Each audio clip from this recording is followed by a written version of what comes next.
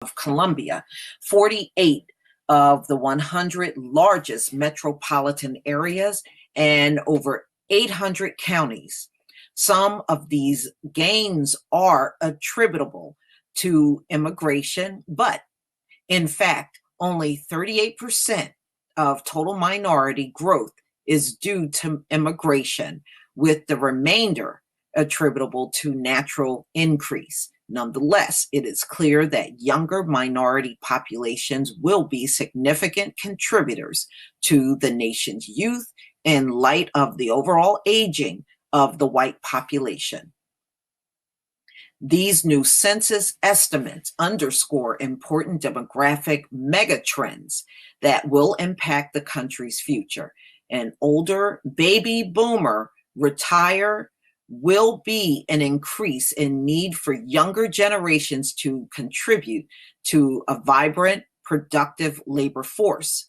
Clearly, the emerging minority white Generation Z plus, small in size and born since the onset of the Great Recession, will play a key role. This underscores the urgency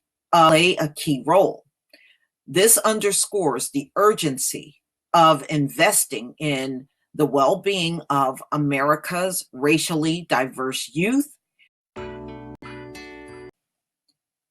This is the reason why I'm telling you guys the birth rate is far worse than what they're telling us, because now these stories are coming out all the time. All the time.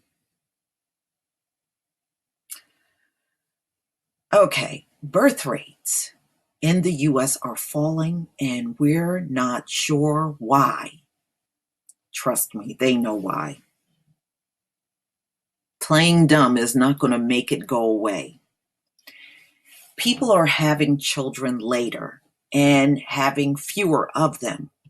That's the basic takeaway of a report published by the Center for Disease Control and Prevention earlier this month, an update of one released in May 2018.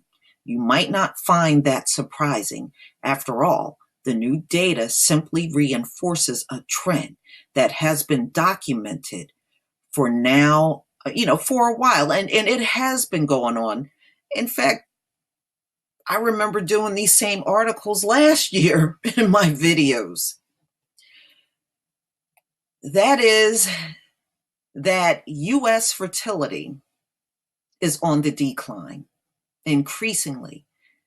This is being seen across the board, from city centers to small rural communities and across all three of the race groups studied. Non-Hispanic white, non-Hispanic black, and Hispanic. According to the CDC's definition, total fertility rate is an estimation of numbers of births that a hypothetical group of 1,000 women would have over their lifetimes, calculated by using the age-specific birth rates in any given year. That number has dropped dramatically over the last decade by 12% for women in rural areas, 16% in small to medium metro areas, and 18% in large metro areas. Overall fertility rates continue to be higher in rural areas, which has historically been the case, but as the researchers point out, the gap has increased over the last 10 years. In 2007, the fertility rate was 5% higher in rural counties than in metro counties. By 2017, that figure has grown to 10% for small metro or medium areas and 14% for large metro areas. So while a woman living in a large city like Chicago or New York might now be expected to have on average 1.7 2 children in her lifetime, another living in rural Idaho might have 1.95, compared to 2007, when women in all 3 settings were expected to have around 2.1 children over the course of a lifetime. This trend for fewer children was paired with a tendency to delay motherhood. The average maternal age at first birth increased by 1.3 years in rural areas, 23.2 to 24.5 years, 1.5 years in small or medium areas, 24.3 to 25.8, and 1.8 years in large metro counties, 25.9 to 27.7.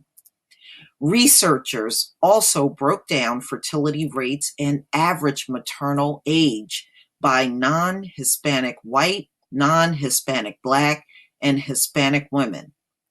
Native American, Asian, and mixed race weren't accounted for. Among all 3 groups, there was a downward trend in fertility rate and an upward trend in average maternal age. The largest decline was seen among Hispanic women, though they had the highest rate overall, 26% in rural areas, 29% in small or medium metro areas, and 30% in large metro areas. So why the change? It is not exactly clear, but there are several theories, from low sperm counts to terrible maternity leave policies, which have always been bad in America. Always been terrible. As for the rise in average maternal age, it could be that women are simply choosing to have children later so they can spend more time focusing on their career and traveling the world. It's likely to be the result of all 3 of these factors and more. What is clear, however, is that this is not a theme unique to the United States. Death rates are surpassing birth rates in Europe. While countries like Japan are seeing their rates plummet in 2017, fewer than 1 million births meant the entire population fell by more than 300,000. The good news for the US, at least, is that there is a way to fill the population deficit without enforcing. Oh, they're talking about immigration. That's not going to help America. It's not. It's not going to help America. Now, they have a map right here. Population map shows Europe's death rates are exceeding births. So natural increase is in the blue. Natural decreases is in the red. And no data is like, I guess, that beige kind of color. So as you can see, it's definitely more red on the map. And those are all of the places that have the biggest natural decrease in Europe. Wow. Some of these countries are completely red. Damn. Okay, ladies and gentlemen, please tell me what you think. Once again, another low birth rate article. And they're coming out more and more all the time. Again, that's a clear indicator that things are far worse than what they're saying. Please leave your comment and subscribe. Don't forget to hit on the notification bell, and I will see you on the next video. Peace, family.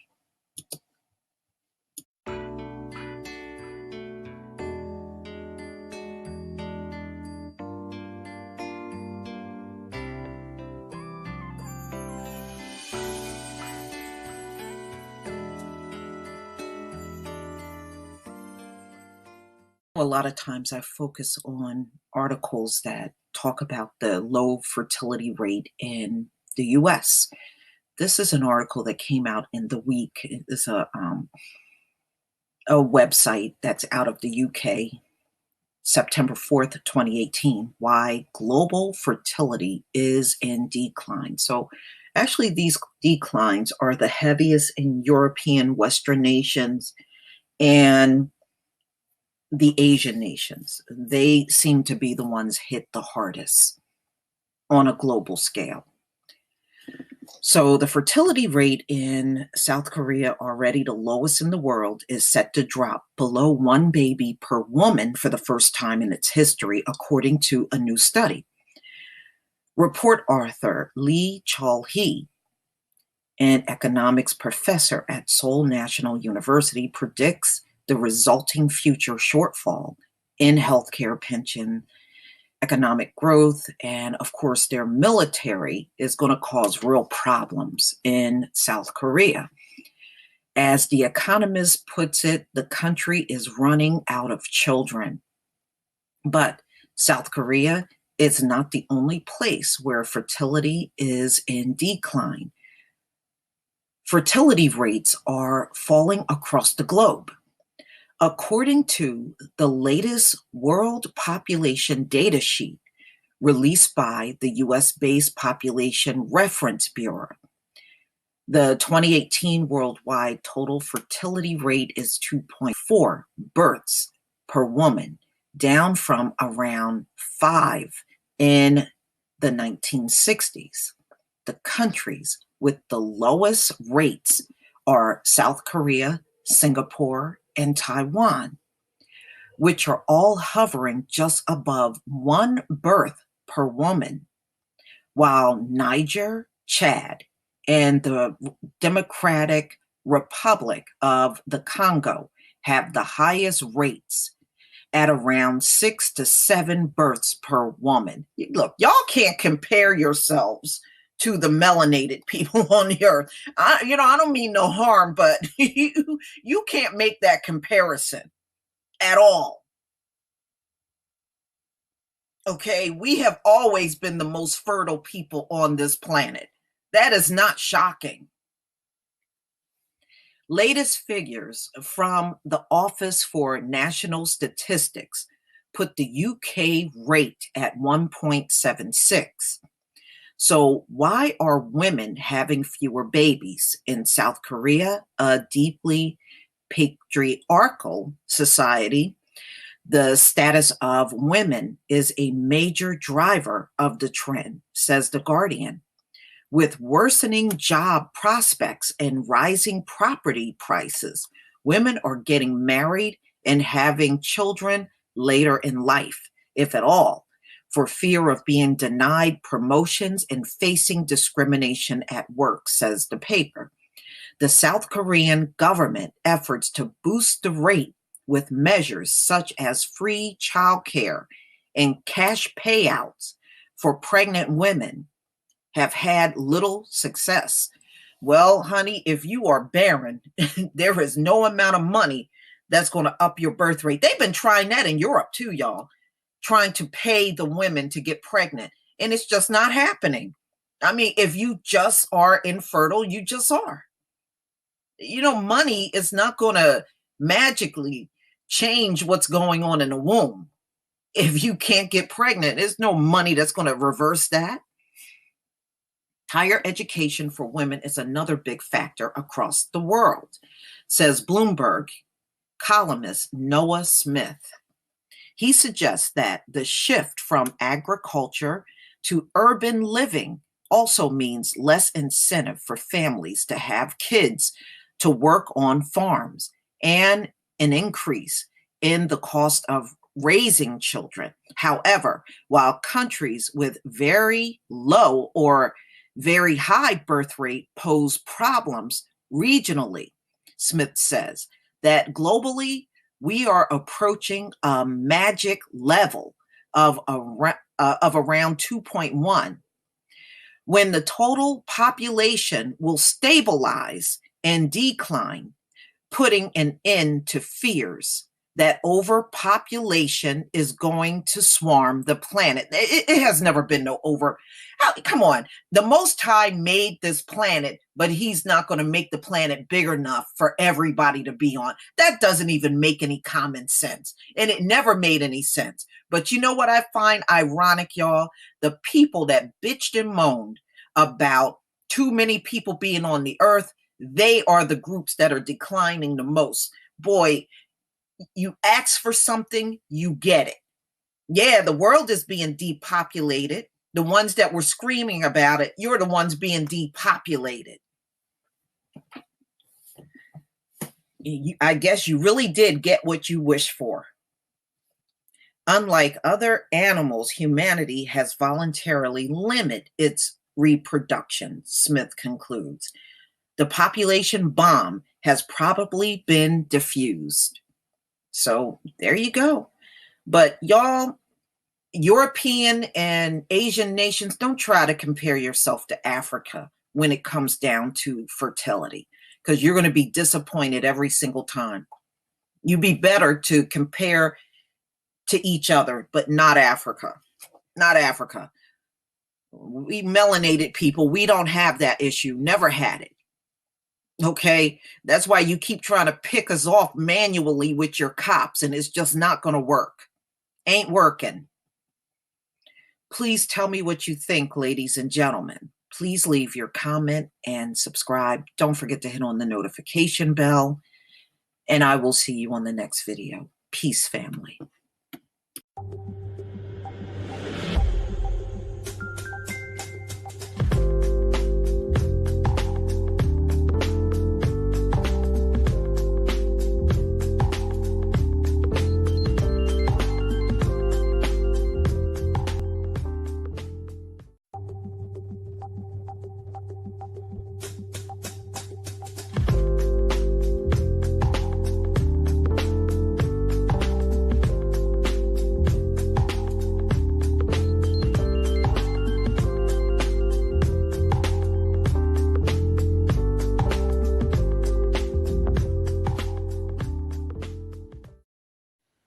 Ladies and gentlemen, this is a story that came out in the Delmarva Now.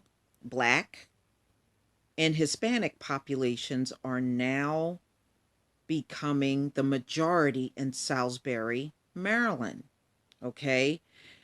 And I'm going to show you a few things in this particular article that I found very interesting. This came out today, January 12th, 2018. And I will leave the link to this article in the description box. All right. Now, minorities are now the majority in Salisbury. U.S. Census Bureau figures released in December show that whites dipped below 50% of the city's total population for the first time on record in 2016.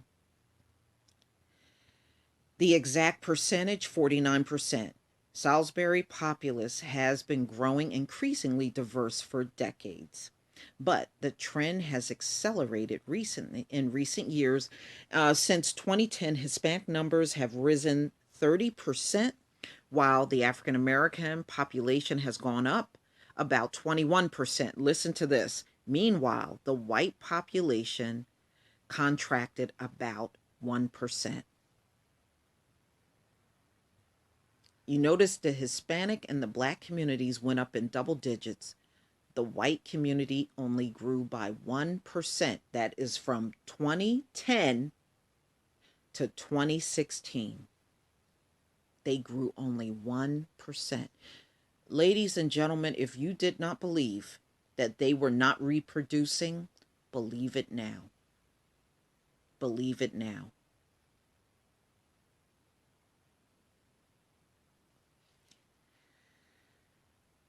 Key voices in the Hispanic and Black community say they hope the city's historic demographic shift will soon translate into greater sway in local affairs. And this brings another point that I want to say to everybody out here. I have read postings from white people saying things like, we will be in the minority, but we'll still have all the power. No, they won't. No, they won't, ladies and gentlemen. You know why? Because once they are no longer, which I don't believe they are now, to be honest with you, once they are no longer the majority, when it comes down to voting, they're not going to have the power to hang on to everything. Especially if the Black and Hispanic populations outgrow, which they are right now, the white population. When it comes down to voting, they won't have the kind of power that they do now. That's going to be diminished.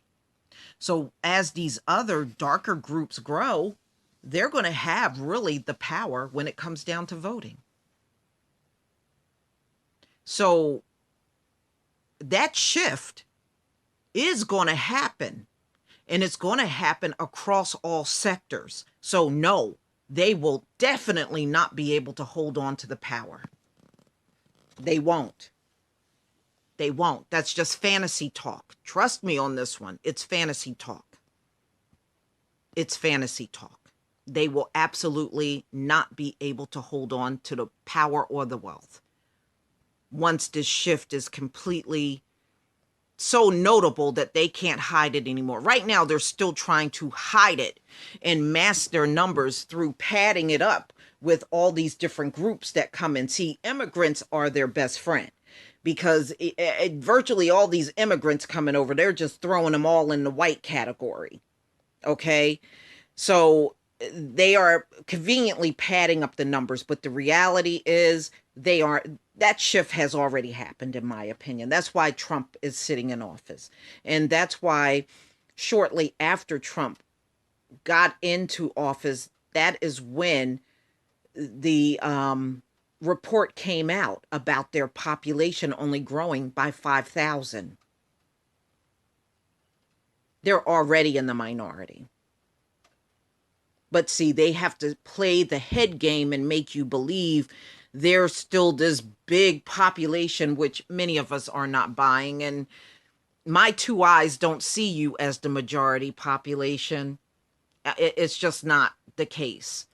But they're playing head games in order to keep themselves in power. That's what I truly believe. But I believe that shift has already happened. It happened a long time ago. And when you read articles like this, where in a city where they were once the majority and they only grew by 1% in that city while the other populations are exploding,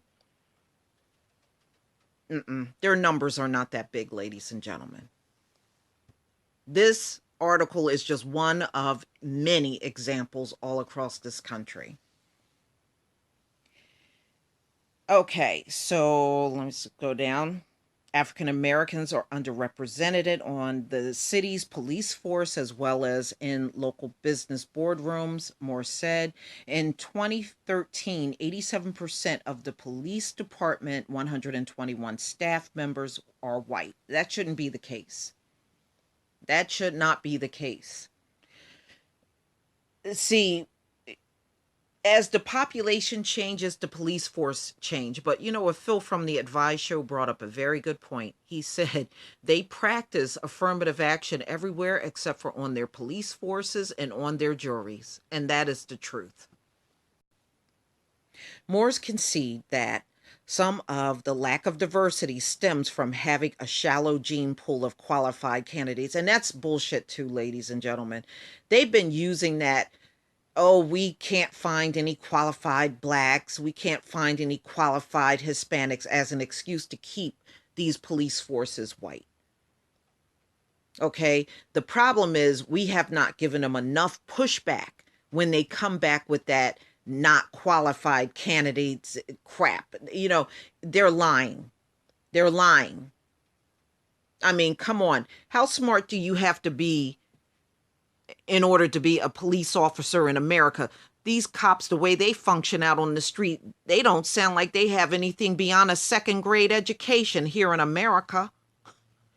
I thought they had a gun and they got a slice of pizza in their hand. You know, they never can determine whether or not somebody got a gun. They're always in fear of their life. They function like a bunch of children that didn't get past the elementary school. So how smart do you really have to be? So they've been using that, oh, we can't find qualified black and Hispanics and minorities. So that's just a lie to keep these jobs as white as possible. They're not, trust me, they're not telling the truth about that.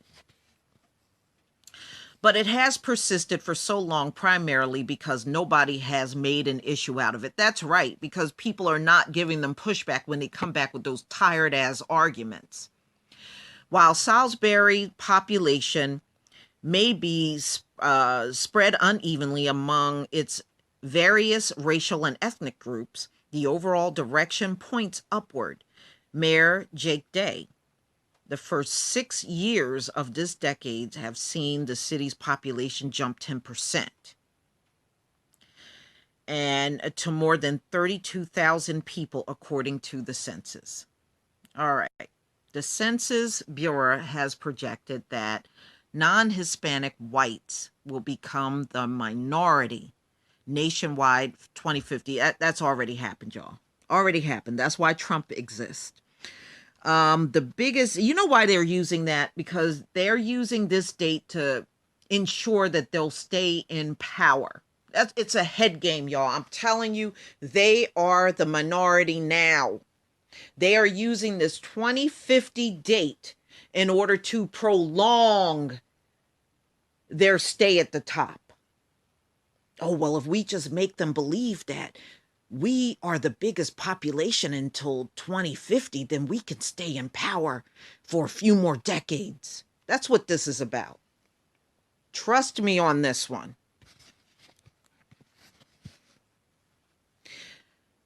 The biggest engine behind that change is immigration, largely from Latin and Asian countries, according to the Pew Research Center. So just listen to this. 4 states have already crossed the majority minority threshold: California, Hawaii, New Mexico, and Texas. Okay. So right now, the black and brown people outnumber white in those states. The fifth state expected to join the list is Maryland, with a minority population of 48.6% and growing. On the lower shore, Salisbury joined incorporated places where minorities are in the majority. Pocomoke City, minorities account for 55% of the populace, while in Prince Anne, home of the historical Black University of Maryland Eastern Shores, make up 65%. Salisbury presents a different case from those other towns, like said Clara Small, a retired Salisbury University professor and one of the leading scholars on African American history on Eastern Shores.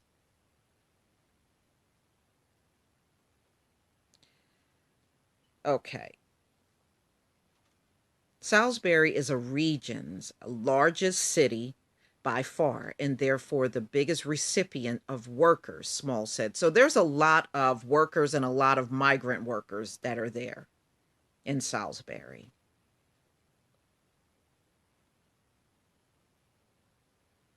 Okay. There's something that at the very bottom I want you to see. Let me see if I can get down. Okay, here we go.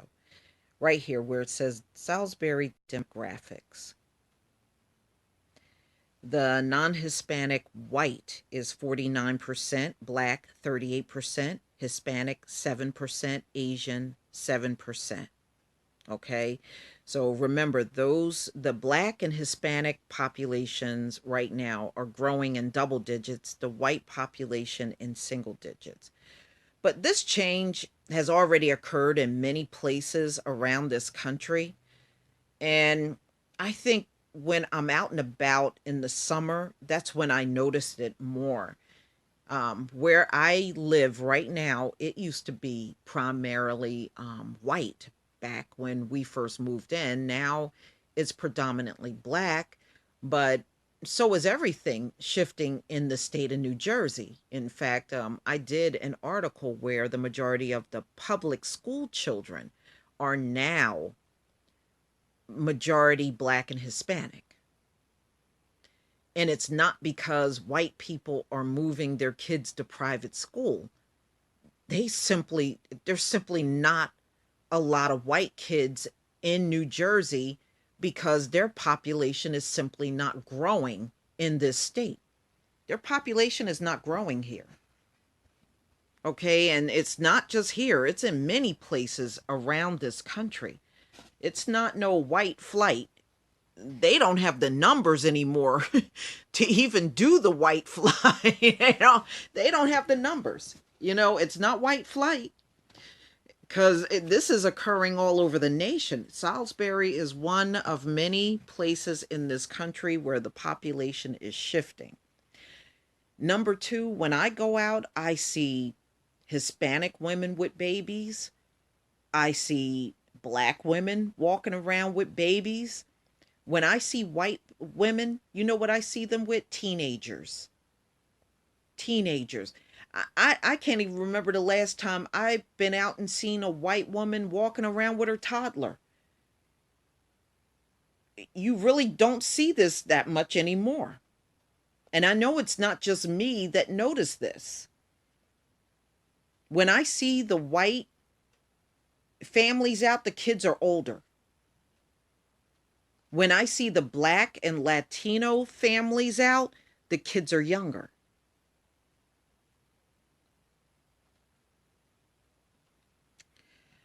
But please tell me what you think of this article. Please leave your comment and subscribe. And don't forget to hit on the notification bell twice. Also, please join me over on Black Junction TV and on blackspot.com. Peace, family. This is an article that came out January 9th, 2018. Virginia's female prison population climbing faster than males population. This came out in the Richmond Times-Dispatch. I will leave the link to this article in the description box. Virginia's prison population grew by just 11 men from 2009 to 2015, but the number of women in Virginia's prisons grew by 333 during the same time period to more than 3,200. While recent reforms have reduced the total number of people in state prisons since 2009, almost all of the decrease has been among men, while women's incarceration rates remain near record highs, according to a report released Tuesday by the Prison Policy Initiative.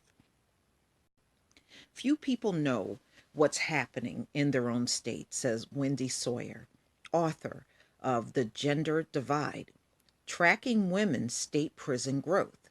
She said the development is the result of policy decisions and that states undermine their commitment to criminal justice reform if women are left behind. With 62% of imprisoned women separated from minor children, there are far-reaching effects, says the study. According to the U.S. Bureau of Justice Statistics, at the end of 2015, Virginia had 35,167 male prison inmates and 3,236 female inmates. Figures from the Virginia Department of Corrections show that as of June 30th, 2015, the most serious offenses by frequency for female inmates were larceny, fraud, 38%, drug sales 14%, robbery 8%, drug possession 6%. Their average age is almost 38, and 62% are white.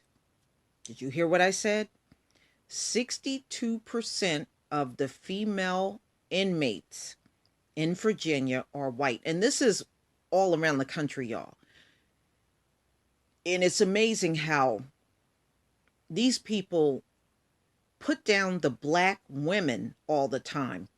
But it is the white female in America that is number one in prison.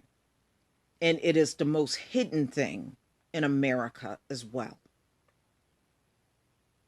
I mean, with 62% with numbers like this, they have no room to talk about black women. And 37% black. So 62% are white in prison. And these are white females, and 37% of the inmates are black women. The number of women in Virginia prisons for larceny, fraud, and robbery charges who also had drug convictions was not available. So there was actually more women, but those numbers were not available. Okay. You know, this place always love to undercount everything because they know how bad it looks. The Justice Policy Initiative study reports that nationally, women's prison populations have seen much higher relative growth than men's since 1978. Nationwide women's state prison populations grew 834% over nearly 40 years, more than doubled the pace of the growth among men. Reason for outsized growth in women, female inmates, include the war on drugs and incarceration for violent offenses account for about 1/3 of the total growth of women's state prison population since 1978 and over half of the growth since 2000. The change in women's incarceration rates has been smaller in some states, such as Maine, and larger in others like Oklahoma and Arizona. The variation underscores the need to examine state level data when making criminal justice policy decisions, conclude the report.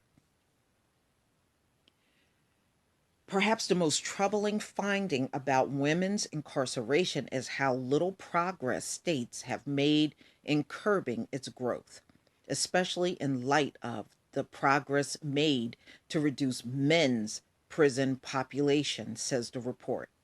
Prison populations peaked nationally in 2009, but while the number of men incarcerated in state prisons fell more than 5% between 2009 and 2015, the number of women fell off just 0.29%.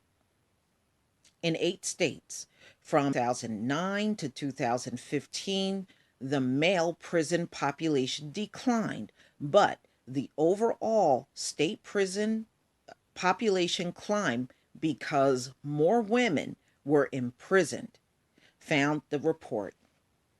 In 19 states, women's state prison populations continue to outpace men's prison population growth after 2009 in Kentucky, Missouri, Nevada, and New Hampshire. Almost half of total prison growth from 2009 to 2015 was in women's prison. In Virginia, North Carolina, Ohio, and Tennessee, more women were added to state prison populations than men. The Prison Policy Initiative website says it is a nonprofit, nonpartisan organization that produces research aimed at exposing the broader harm of mass criminalization and then sparking advocacy campaigns to create a more just society. So there you go. So incarceration rates are dropping for men, rising for women, but especially among white women who are outpacing black women in prison. It's amazing. I wonder why they're not helping their women out of prison. I thought, never mind. I guess their high IQ was telling them to leave them in there. But please tell me what you think, ladies and gentlemen. Please leave your comment and subscribe. And don't forget to hit on the notification bell twice. And also, please join me over on Black Junction TV and blackspot.com. Peace, family. Ladies and gentlemen, this is an article that came out in CNN Politics, November 2017, and I will leave the link to this article in the description box. But this goes into the Trump presidency and all of the divisions that are going on in the country, which I don't know. I don't know why so many articles talk about divisions in America when America has never been a united country. And just the title of the country just don't match what's going on. You know, when you start a country out with mass murder and enslaving, and what do you expect? What unity are you really expecting to see? It's just simply not going to happen. And your title of your country is not going to save you from being seen for what you really are. Okay? Woo, man, these people are clueless. So it goes into the Clinton Trump election, which I am so not interested in. But I want to take you down to this part of the article so you can understand why there is a Trump presidency in the first place.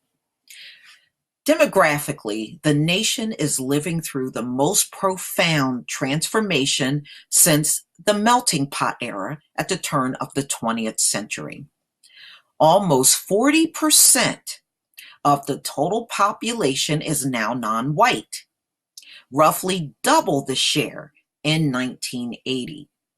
Among the young, the change is even more accelerated. Kids of color represent half of all Americans 10 and younger, and since 2014, they have constituted the majority of all K through 12 public school students nationwide. That's why I did the article about New Jersey, how children of color are now the majority. That is nationwide. That's not just in my state of New Jersey. That's the entire nation. I don't believe white children have really been the bulk of the population in public schools probably since the late 80s and maybe 90s. But now it is children of color that dominate public schools. And this is why the teachers need to change. It should not be no all white female teachers in these public schools when the schools are shifting. And it's very noticeable, by the way. And it's not white flight or them running to other areas of the country. This is showing their die out, ladies and gentlemen. That's what it's showing. Right now, the white population is the biggest elder population in the country, and they're dying out. You now have the opioid plague that's taking them out by the thousands every single year. You have the suicide rate that steadily goes up every single year. That's taking them out by the thousands. And then you have the situation with them not being able to reproduce enough to cover the dying generations before. They can't. They're not doing it. They can't do it. And that's what this is showing you.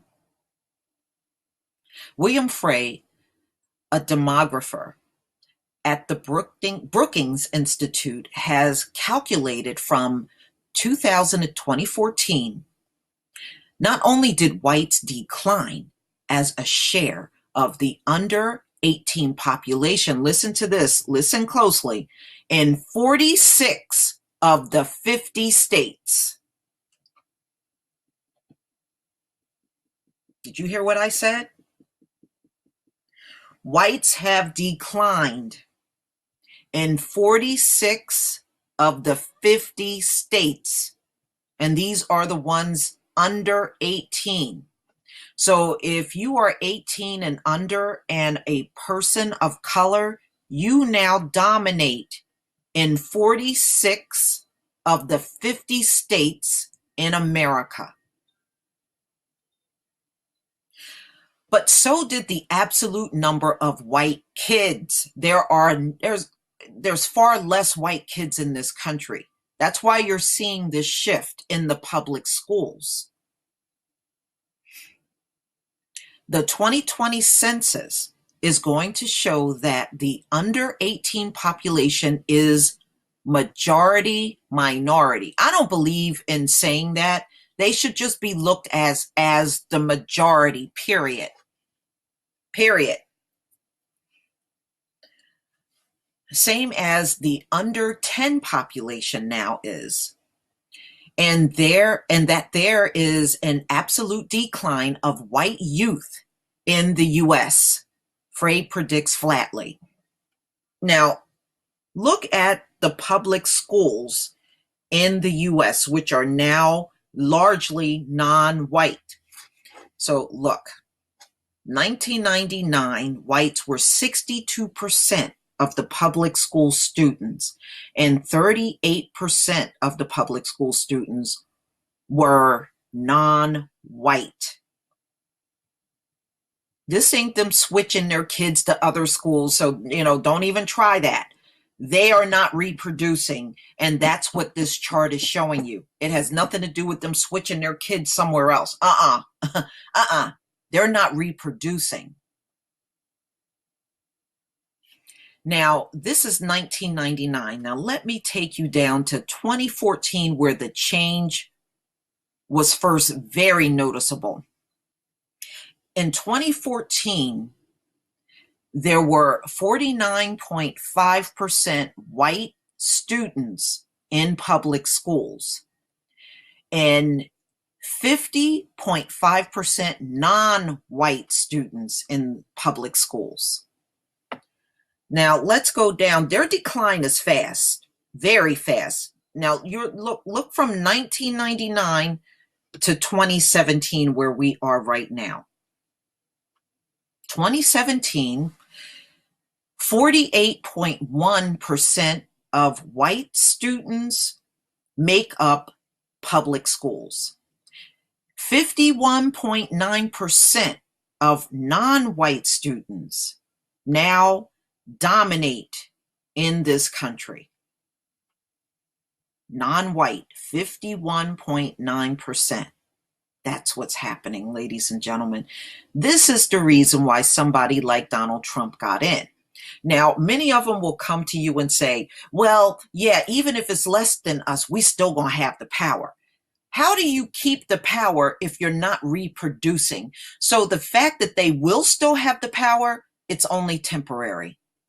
It's only temporary, ladies and gentlemen. They temporarily still have the power. There's no way they can keep the power if they're not reproducing. It is genetically impossible. If that's the case, then the Neanderthal should never have died out. We are watching them go the same way the Neanderthal died out on this earth. The Neanderthal died out because it was unable to reproduce itself in order to stay on this earth. It couldn't adapt to the earth climate, and it just couldn't make any adaptations at all. And you can see this community, the white community, they can't adapt to this planet. They're going to go. And if they claim they have adapted, then why the hell are they still burning in the sun?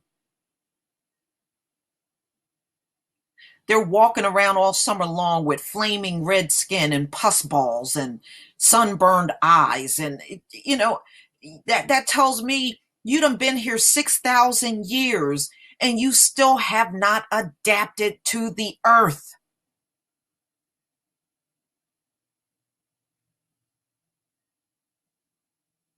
They're not progressing, ladies and gentlemen. They're not. This is why they're going. The Neanderthal could not adjust, and they can't adjust. They're chemtrailing the sky to try to block out the sun because they can't adapt to this planet.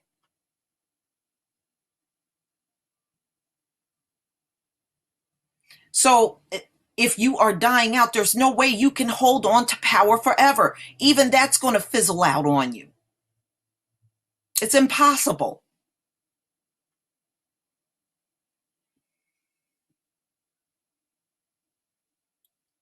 Okay, so now let's go down a little further. And many of you know about how the white Christian is declining, and this is also brought up in this. But the steady increase in the non-white population and a steady decline in the share of Americans who identify with any Christian faith push white Christians below half of the population for the first time around 2012, according to surveys of religious preference by Pew and others. The erosion has continued unabated since. And this is a poll that was done called PRRI, recently found that white Christians had fallen to just 43% of the population, and non-white Christians accounted for just over 1/5 of the population, while Americans unaffiliated with any religious faith now represent nearly 1 in 4. And right here, white Christians no longer make up majority of American people.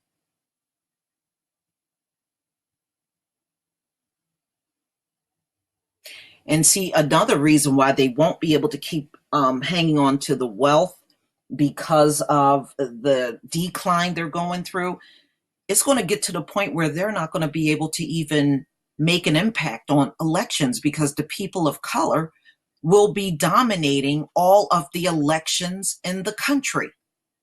And that's another reason why wealth is going to switch hands, whether they like it or not. Okay, let's move on. Let's go down. And we know the shift. We heard the stories probably last year about all the shift in Christians. Okay. So America is changing, ladies and gentlemen. It's changing, and there's really nothing they can do. Them displaying all kinds of anger towards the other population, what good is that going to really do them? It's not going to do them any good. But live and learn. See, it would have been much easier if they would have just tried to get along with everybody in this country instead of fighting against all the other groups here. But the damage is done. They can't do all of the damage they have done all through the centuries. And many of them are butt sore because they know they are dying out. They can't stop this drug plague that's going on. They can't turn around the fact that they're not reproducing. They can't turn that around. Right now, they are in a really bad position, not only in America, but in the world overall. Look, Trump was in Asia. And it's almost like everywhere this man goes, he's mocked. He's not respected. He's mocked. He's laughed at. And then he's always saying something really stupid. And what they don't realize, Trump is a reflection of them. You can't separate yourself from Trump. You voted for him.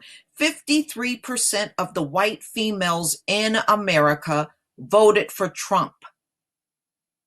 There is no distancing yourself from this man now. He is white America. He represents all of white America. He is the face of white America. Period.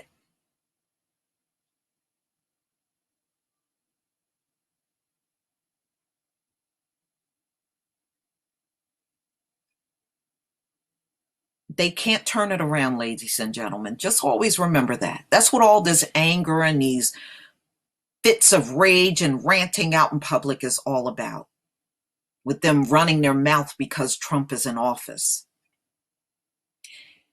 And one more thing I want to say, and I'm going to close this video out, ladies and gentlemen. There is not a weapon on this earth that can save them from their decline. I don't care what arsenal they got at their house. I don't care how many guns they intend on going out buying. None of it will prosper over the fact that they are declining. Please tell me what you think, ladies and gentlemen. Please leave your comment and subscribe. And don't forget to hit that notification bell.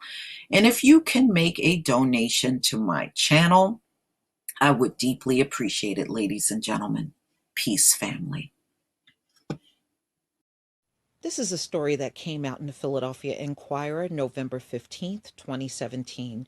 One thing I can honestly say, living here in New Jersey, when I was growing up, there was a bigger white population in New Jersey, and it was very noticeable when you went out. Now, when I go out, I see far fewer white people in this state than I did before in the past. And now it's also being reflected in the public schools. Report, whites no longer in majority in New Jersey schools, segregation persists. And I will leave the link to this article in the description box. But I really think this is reflective of what the country is turning into. For the first time, whites no longer constitute a majority in New Jersey public schools, which are becoming more segregated, a team of researchers reported Wednesday. Students of all races in New Jersey are attending schools that are less diverse in recent years, a phenomena tied to housing segregation, according to the study by the UCLA Civil Rights Project. In 1989-1990 school year, whites made up about 2/3 of the public school population. The report said in 2015-16, that figure was down to 46.6%. Yet the typical white student attended a school that was more than 2/3 white. New Jersey has moved another substantial step towards a segregated future with no racial majority, but severe racial stratification and division.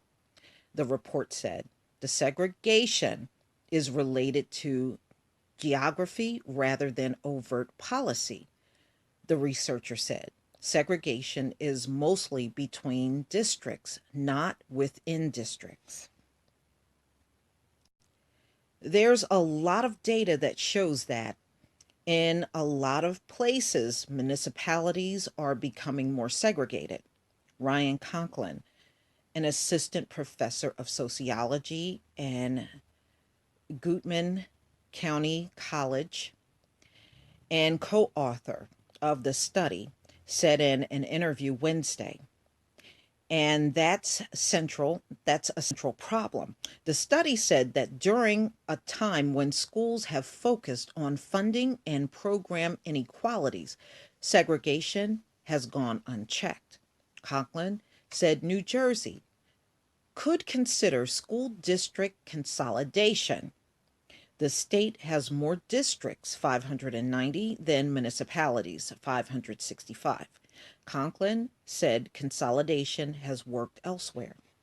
If you look at states, particularly in the South, most places actually have these county-wide school districts, and the level of segregation in those spaces is much lower as a result of that, Conklin said. Most district school populations match the demographics, Conklin said, but only 1 in 5 districts matches county-wide demographics, and fewer than 3% of districts come close to matching the state's demographics.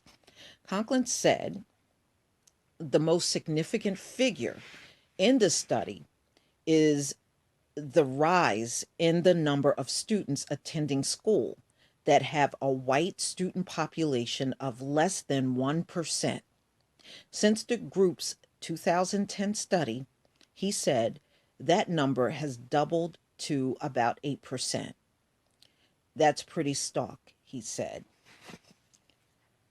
Well, in my opinion, the white people in New Jersey are now being outnumbered by the other groups of color.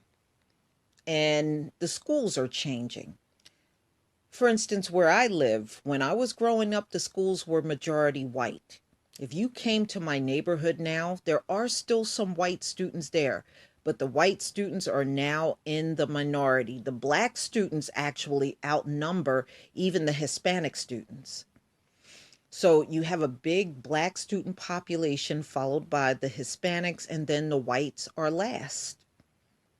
They're the smallest group here. I have seen New Jersey change dramatically over the years. And places that you would go to around here that was predominantly white is no longer predominantly white. And it's a fast shift. In fact, even 15 years ago, you still saw more whites. Now, everywhere I go, I see far fewer white people and more people of color. And I just think this is the sign of the times. And it's just hard for them to admit that they are just not the majority in the country anymore. And I really believe that's the way it is in most of this country. But, so many things have been done to especially the black population. It's not going to be easy for them to admit these things. But, you don't need their admission, ladies and gentlemen. Just believe what your 2 eyes are seeing. If it's seeing a major shift in people of color and you're seeing more of that, then believe what your eyes are seeing. You don't need anybody's admission to anything. Please tell me what you think. Please leave your comment and subscribe. And if you can, please remember to hit that notification bell. Peace, family.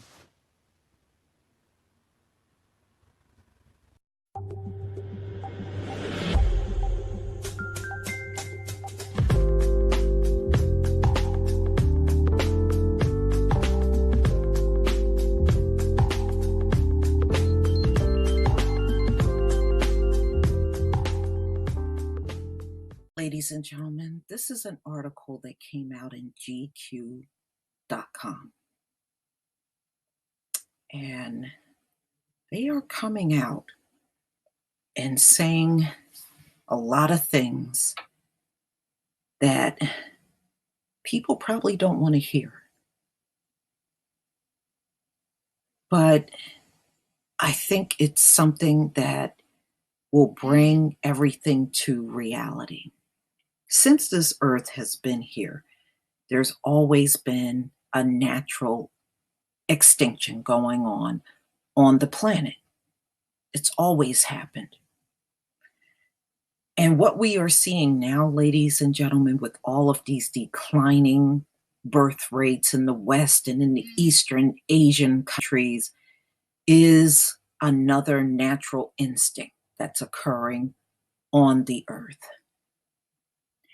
And even many of the scientists have conceded that once you get past a certain point, when low birth rate hits, there is no turning it around. It has never occurred even once on this earth.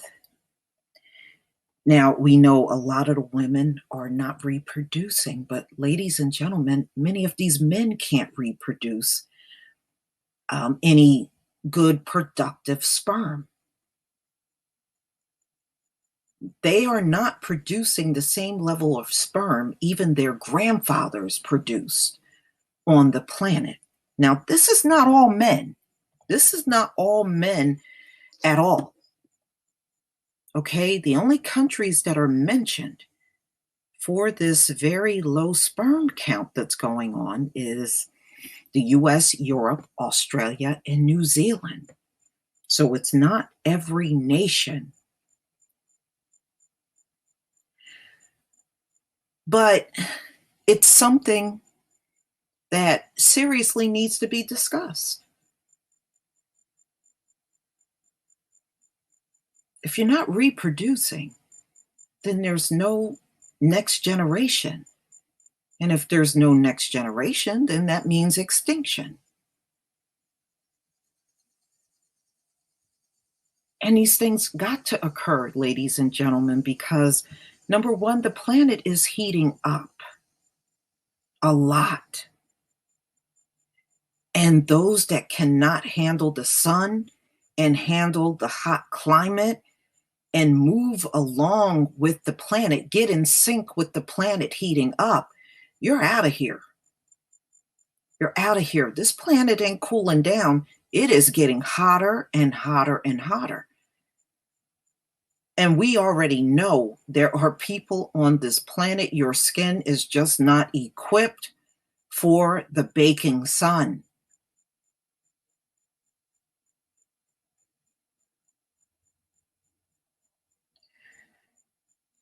So this article really gets into that. And if there's not enough sperm and not enough women that are fertile, then there's only one direction you're going in. All right. So let's get into this. Now, they are talking about a study that they have been working on for a few decades. And get this, it's the Hebrew University in Mount Sinai. Do you think that's a coincidence? I sure don't. Medical school published a study showing that sperm counts in the US, Europe, Australia, and New Zealand have fallen by more than 50% over the last 4 decades. So you're talking about 40 years of steady decline in sperm count in men.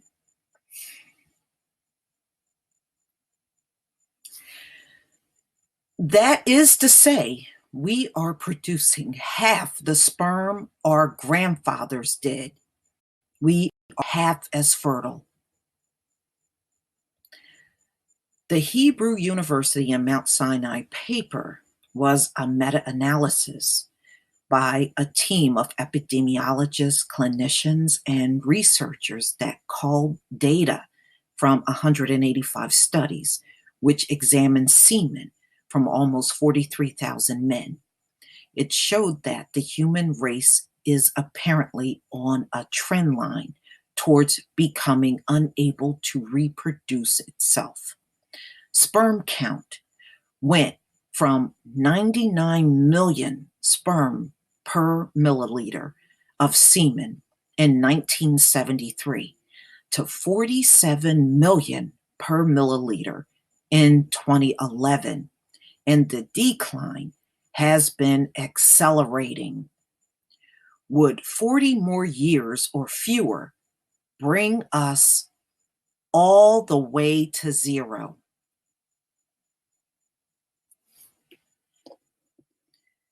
Wow.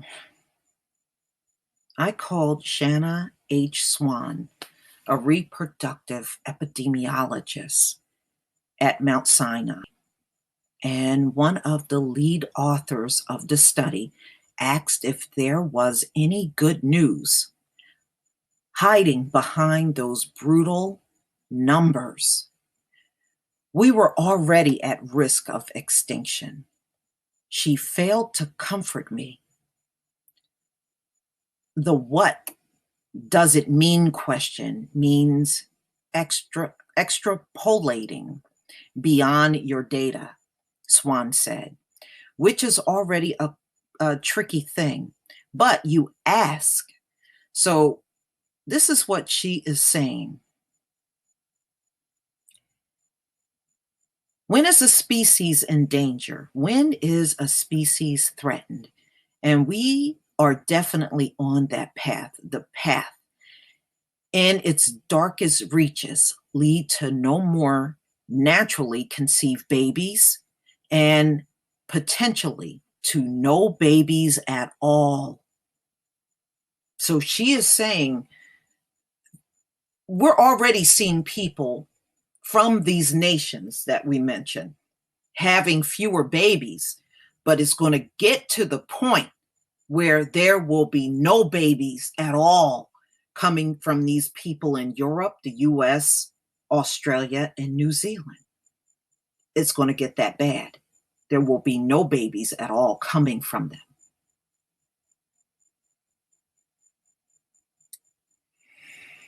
The final generation of Homo sapiens will roam the earth knowing they will be the last of their kind. And she's saying that's what it's going to come down to. You're already seeing this in effect right now, ladies and gentlemen. It's already in full effect.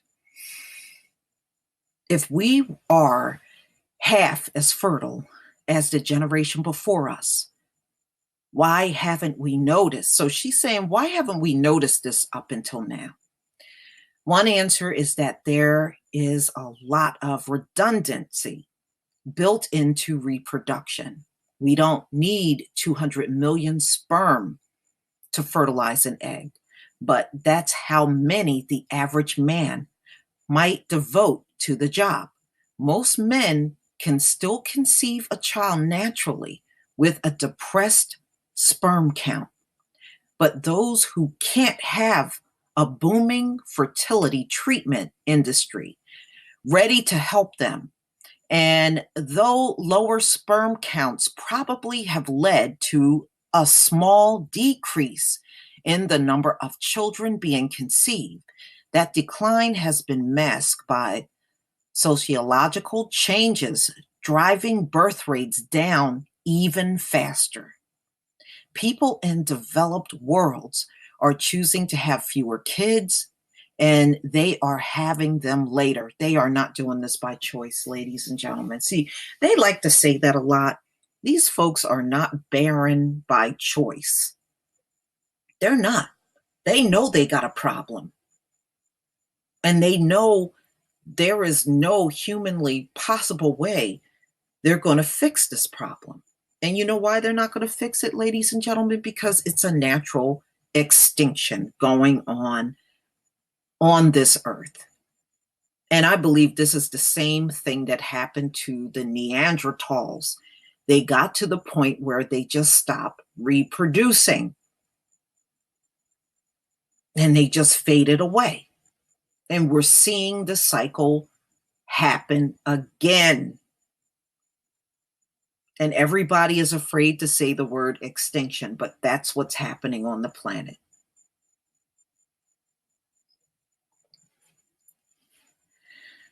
Okay, the problem has been debated among fertility sciences for decades now. Studies suggest that sperm counts are declining, have been appearing since the 1970s. But until Swan and her colleagues um, meta-analysis, the results have always been judged incomplete or preliminary. Swan herself had conducted smaller studies on declining sperm counts, but in 2015, she decided it was time for a definitive answer. She teamed up with Haggai Levine, and Israeli epidemiologist, and Niels Jurgensen, a Danish endocrinologist. And along with 5 others, they set about performing a systematic review and meta regression analysis. This is a kind of statistical synthesis of the data.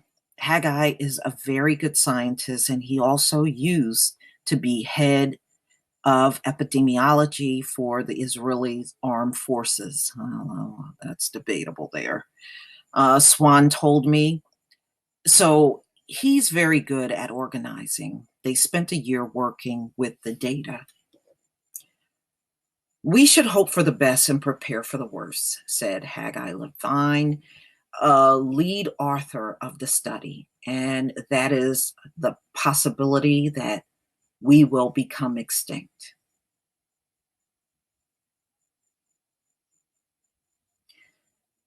Ladies and gentlemen, that's exactly what's happening. That's just,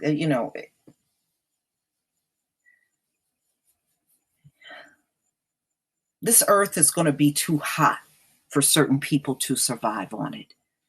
And that's what's happening. And it's going to continue to do it. The results, when they came in, were clear.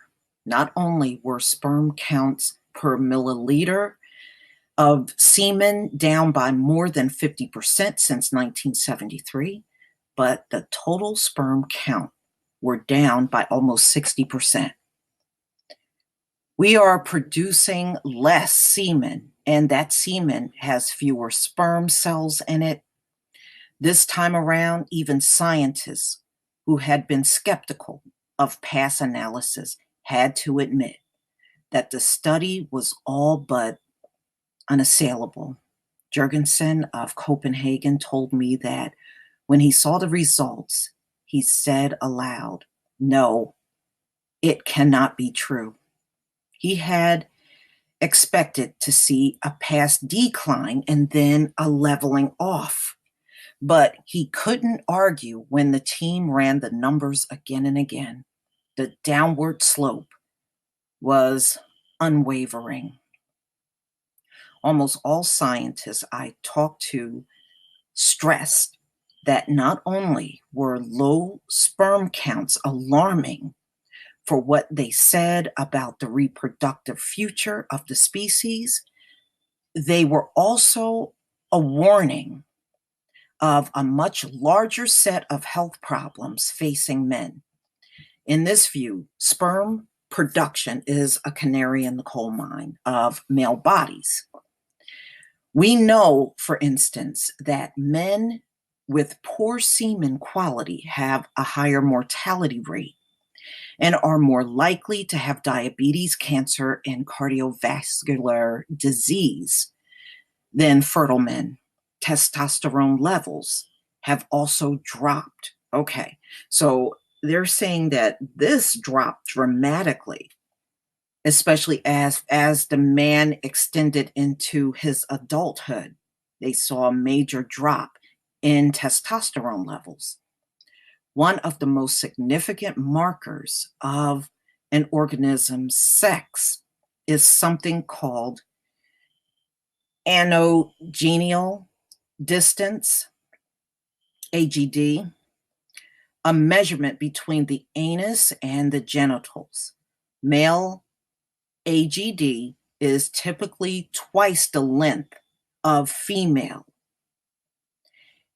A much more dramatic difference than height or weight. Okay. All right, let me just go. Lower testosterone leads to a shorter AGD. A measurement lower than the median correlates to a man being 7 times as likely to be subfertile and gives him a greater likelihood of having undescended testicles, testicular tumors, and a smaller penis. What you are seeing in a number of systems, other developmental systems, is that the sex differences are shrinking. Swan told me men are producing less sperm. They are also becoming less male. Oh my God. Oh, actually, that explains a lot about the behavior that we're seeing.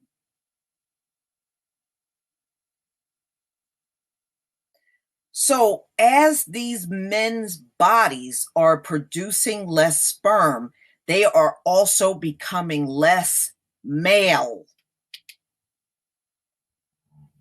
Woo! Man, y'all going through some changes. I assumed that the next thing Swan was going to tell me was that these changes were all a mystery to scientists. If only we could figure out what was causing the drop in sperm count, I imagine we could solve all the attendant health problems at once. But it turns out it's not a mystery. We know what the culprit is, and it is hiding in plain sight.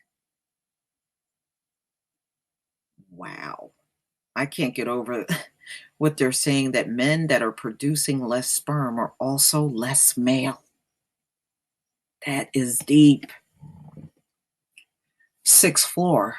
Okay, so let's go down.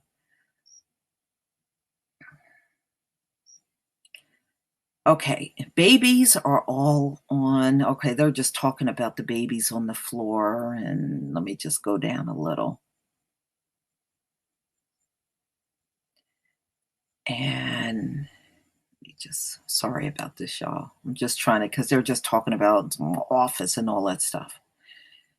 Okay, here in Denmark, there is an epidemic of infertility, he said.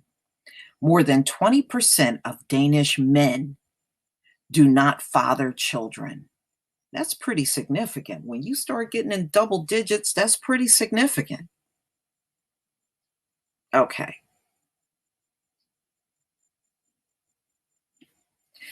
So this man, who I don't even know how to pronounce his name, he is saying that something went wrong in the 70s. So it was something that went wrong in the 70s that they never caught at that point in time. All right. So when he was treated for infertility, from abnormalities in the cells of the testes that he had never seen before, when he treated a second man with the same abnormalities, and a few years later, he began to investigate a connection. He found was what he found was a new form of precursor cells for testicular cancer, a once rare disease whose incidence had doubled. Moreover, these precursor cells had began developing before the patient was even born. Oh, wow. He had the insight that testicular cancer, which is a cancer of young men, is something that is actually originated in utero. Swan told me if if these testes had somehow been misdeveloping in utero, what else was happening to these babies before they were born? So he is saying their problem happened before even birth. So, ladies and gentlemen, these men that are walking around with low sperm count, actually, this happened during development. Interesting. Okay, so he is saying that these previously rare symptoms for a condition he called testicular digenesis syndrome, TDS, a collection of male reproductive problems that include an abnormal location for the end urethra and undescended testicles, poor semen quality, and testicular cancer. So this disorder have a common fetal origin, a disruption in the development of the male fetus in the womb. You know what this reminds me of, y'all? When in the Bible, when it tells you that Esau's seed was spoiled in the womb. Doesn't it kind of remind you of that? It reminds me of that. You don't have to listen to me about that, but let me move on. So, what's causing this disruption? To say there is only a single answer might be an oversight. Stress, smoking, and obesity, for example, all depress sperm counts. But there are fewer and fewer critics of the following theory. The Industrial Revolution happened and the oil industry happened. In the 20th century, chemistry happened.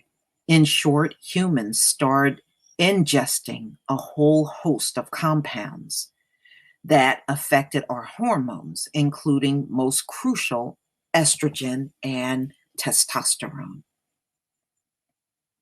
So, mean sperm count and global plastic production since the 1970s. Wow.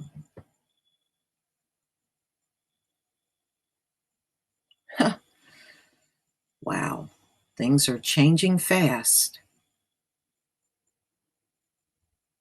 Scientists I talked to were less cautious about embracing the explanation than I expected. Down the hall, okay, so let me just get past that. There has been a chemical revolution going on starting from the beginning of the 19th century, maybe even a bit before, she told me, and upward and exploding after the Second World War, when hundreds of new chemicals came into the market within a short time frame.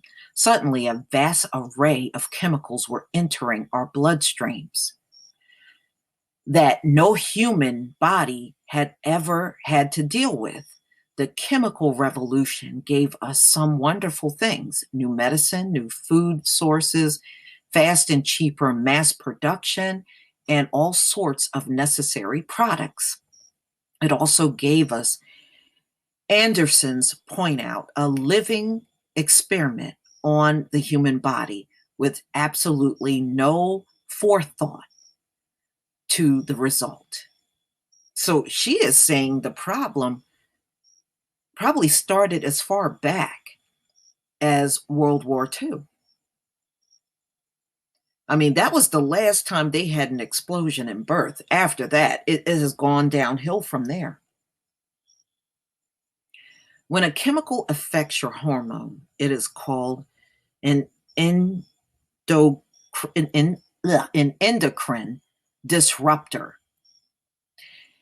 And it turns out that many of the compounds used to make plastics soft and flexible, or to make them harder and stronger, are consummate endocrine disruptors.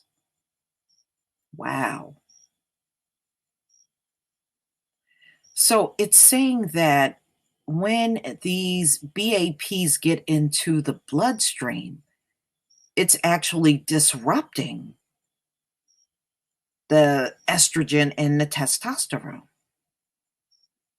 But I don't know. I don't know if I agree with that. But all right. So if these compounds that are used in plastic are now impacting estrogen and sperm, I don't know.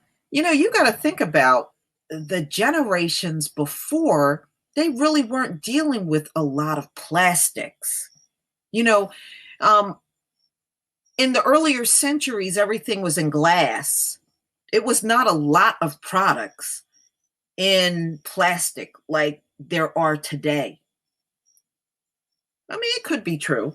I'm just thinking because centuries ago, they were using cans, but it was not a lot of plastic being used. It was, even milk was always in glass, and a lot of your juice that was always in glass. But now, whenever you see any of these products in the store, it's mainly in plastic.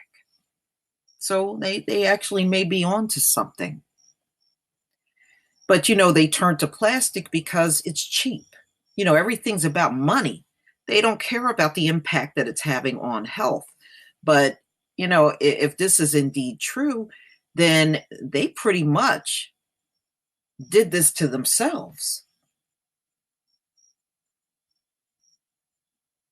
But then again, you have to ask yourself, well, maybe because genetically we're not all the same. We're not. We may have a head, two arms, two legs, but we're not all the same. Because, I mean, if that were the case, wouldn't everybody be impacted by the fact that we are using more plastic items? Why is it so different where some people are not reproducing and other people are fine using the same plastic products every day? I'm just saying. Okay. When the fetus testicles start making testosterone, which is about week 8 of the pregnancy, they make a little less, Swan said. That's the nub of the whole story. So it decreases in testosterone. Testicles then do not produce proper testosterone, and anogenital distance is shorter. The problem is that these chemicals are everywhere. BPA can be found in water bottles, food containers, and sale receipts. Wow, even the receipts we get? Yeah, because they're coded, aren't they? Yeah. Um, okay, I guess that's phthalates, phthalates, phthalates, are even more important. They are in the coating of pills and nutritional supplements. They are used in gelling agents, lubricants, binders, emulsifying agents, and suspending agents.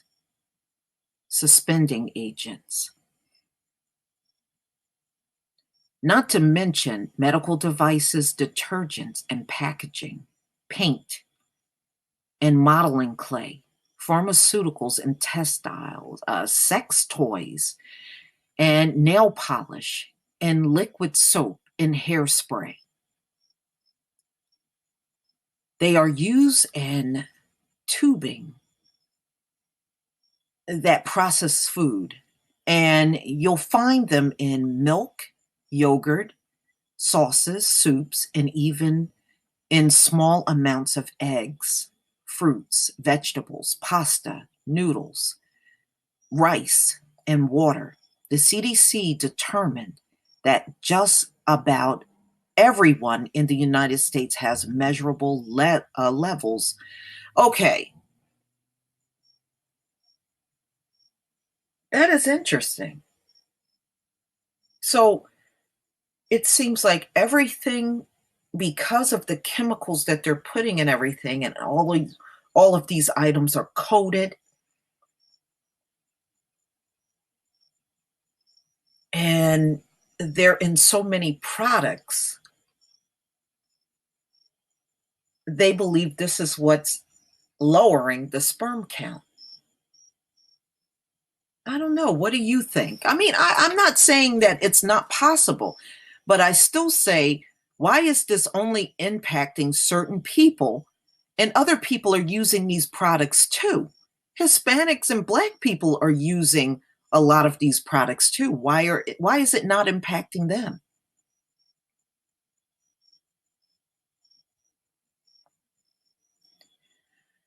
Okay, what's more, there is evidence that the effects of these endocrine disruptors increases over generations due to something called epigenetic inheritance.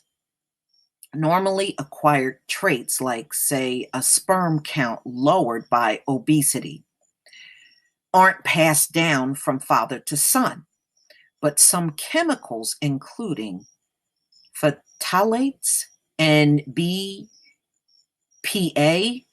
can change the genes or express without altering the underlying genetic code, and that change is inheritable. Your father passed along his low sperm count to you, and your sperm count goes even lower after you're exposed to endocrine disruptors. That's part of the reason there's been no leveling off even after 40 years of declining sperm counts. The baseline keeps dropping. So they're saying every generation for the last 40 years have seen a drop in sperm count. This is wild. With all due respect to Dr. Swan and the problems of extrapolating beyond one's data, I wanted to get back to what it all means. The answer, I thought, might be found in the 13th International Symposium on Spermatology, which took place in May. Okay, on a small island in Stockholm. Okay, so let me just go down a little. It's really not important. Um, just go down. Dinner. Just okay.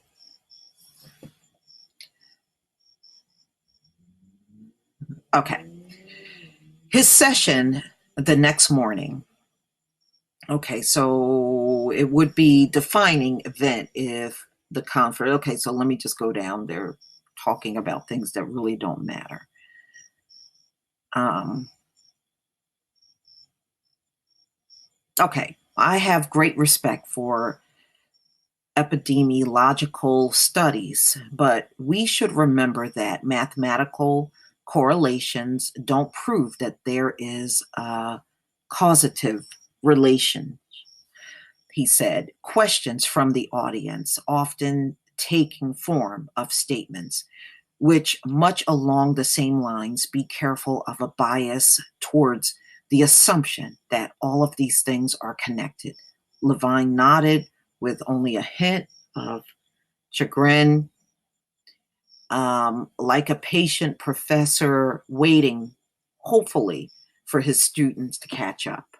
David Mortar, who runs a company that designs and establishes assisted conception laboratories, was one of the only members of the audience willing to question Levine's study itself. He pointed out that methods for measuring sperm had changed dramatically over time period of the study and that the old studies were profoundly unreliable. Levine was ready with an answer. So that's one of the reasons we also conducted a sensitivity analysis, he said, from the stage, with studies with sample collections only after 1995. And the slope was even steeper. So he said they took sperm samples after 1995, and there was even less of a sperm count, and it was steep. So that could not explain the decline we see after 1995. I never said there was no decline in sperm count. Mortimer, a bit defensively. Levine, who had been so gracious and engaged with his critics, began to look a little tired. He rallied through when the group agreed to put out a joint statement about the crisis. The chair of the symposium called on the world to acknowledge that male reproductive health was essential for survival of the species, that its decline was alarming and should be studied, and that at present it was being neglected in funding and attention. All right. So he agreed there was little question that sperm counts were dropping, and he even embraced that so he's pretty much agreeing, and there now, can anything be done? Over the past 20 years, there have been occasional attempts to limit the number of endocrine disruptors in circulation, but inevitably the fixes are insubstantial. One chemical removed in favor of another, which eventually turns out to have its own dangers. That was the case with BPA, which was partly replaced by bisphenol S, which might be even worse for you. The chemical industry, unsurprisingly, has been resistant to the notion that billions of dollars of revenue these products represent might also represent terrible damage to the human body, and have often followed the model of big tobacco and big oil, fighting regulation with lobbyists and funding their own studies that suggest the products are harmless. You know what? Let me tell you something. I have not, these folks are always lying.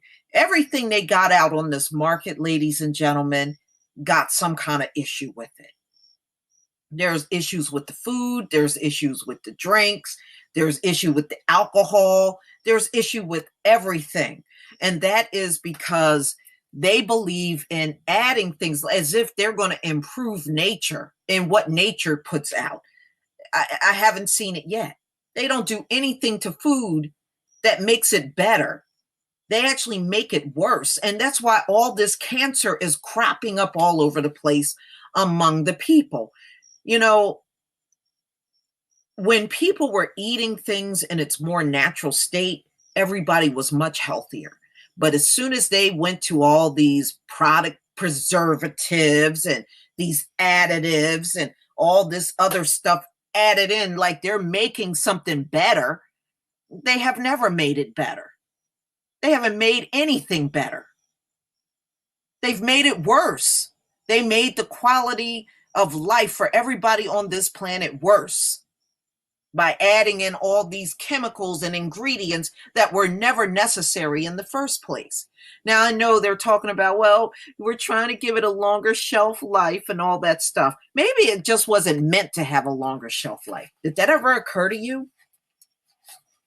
Maybe these things shouldn't have a longer shelf life at all. I mean, look, the generations before you weren't complaining. Why are you complaining? And it's because it's all about money. And you can see they are willing to sacrifice people on this planet for money. And that's what's happening. There is a natural extinction going on, and people are being sacrificed. But see, ladies and gentlemen, they're mad at all of the wrong things. And the fact that they keep focusing on us and not their real problems, they're going to go extinct even quicker. Period. They are. So they're pretty much blaming everything on these plastic products and chemical compounds that are used in everything, on what's happening to the low sperm count that's going on this planet. All right, I'm going to go down a little further. Okay, so perhaps the solution, as long as we hover somewhere above sperm count 0, and with an assist from modern medicine, we have a shot. Men will continue to be essential to the survival of the species. The problem with the innovation, though, is that it never stops. New technology, known as IVG, in vitro gametogenesis, is showing early promise. Okay, and embryonic stem cells, okay, they're talking all that stuff. And you know what else this means, ladies and gentlemen? These folks go around bragging about their medicine and technology. If your medicine and technology was so damn good, why are you going extinct? If your medicine and technology is so great and wonderful, then how come you are not solving your own problems with it? I mean, look, you're talking about 4 nations, the US, Europe, the whole continent of Europe, Australia, and New Zealand. And you all claim to be so advanced, have high IQs, and you are the inventor of medicine and technology, although history shows that you're not. But let's say it's true and you are. Then why aren't you using the technology and medicine to resolve your own problems? Why are you just sitting there going extinct with low birth rate, low sperm count, and the women unable to get pregnant and running into other countries trying to get other women to have their babies? What's wrong with your technology and medicine? That's the real question. What's wrong with it?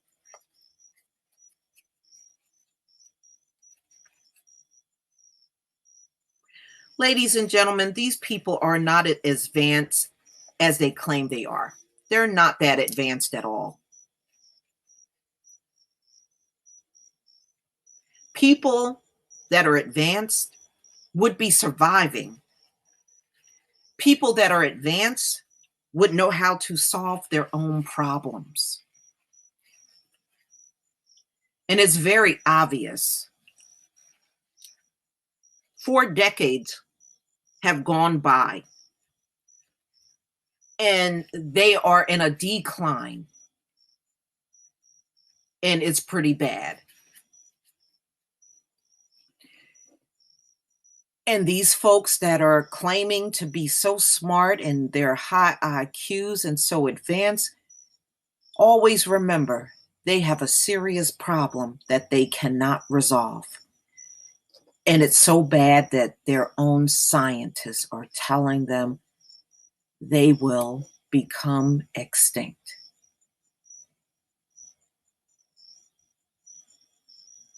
Only the strong species will survive.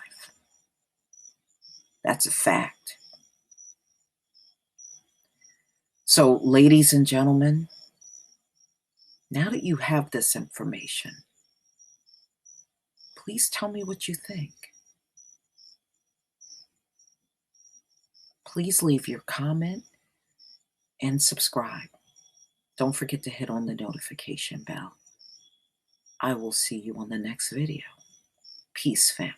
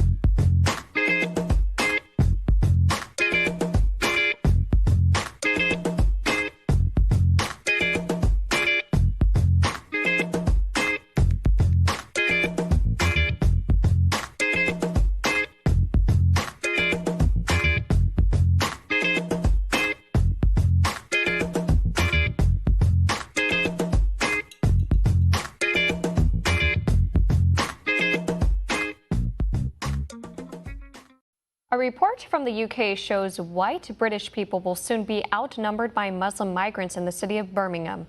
One America's Pearson Sharp explains how the reversal in population has also brought with it a wave of violent crime. This is Birmingham in the 1960s, a quaint little city in central England full of farmland, churches, and a bustling city center that enjoyed a very low crime rate and picturesque, historic streets. Flash forward a few decades.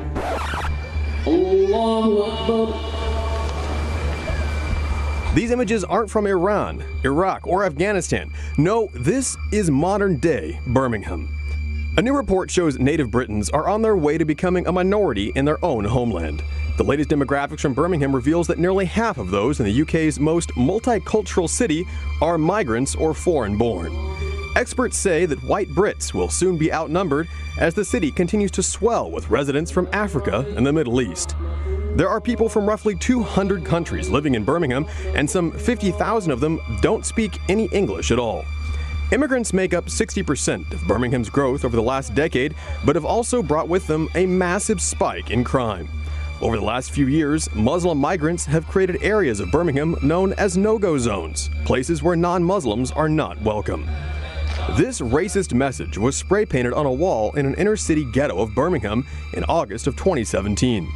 Native Brits say that it's a sad truth these areas are here to stay, and claim that many migrants have no intention of integrating or becoming British. Government officials say that similar graffiti has appeared in other areas in recent years, condemning the hateful vandalism, but taking no action against it. A recent government survey found that white residents in Birmingham feared for their safety and said parts of the city were now off limits. In fact, the city has become the so-called capital of jihadism in England.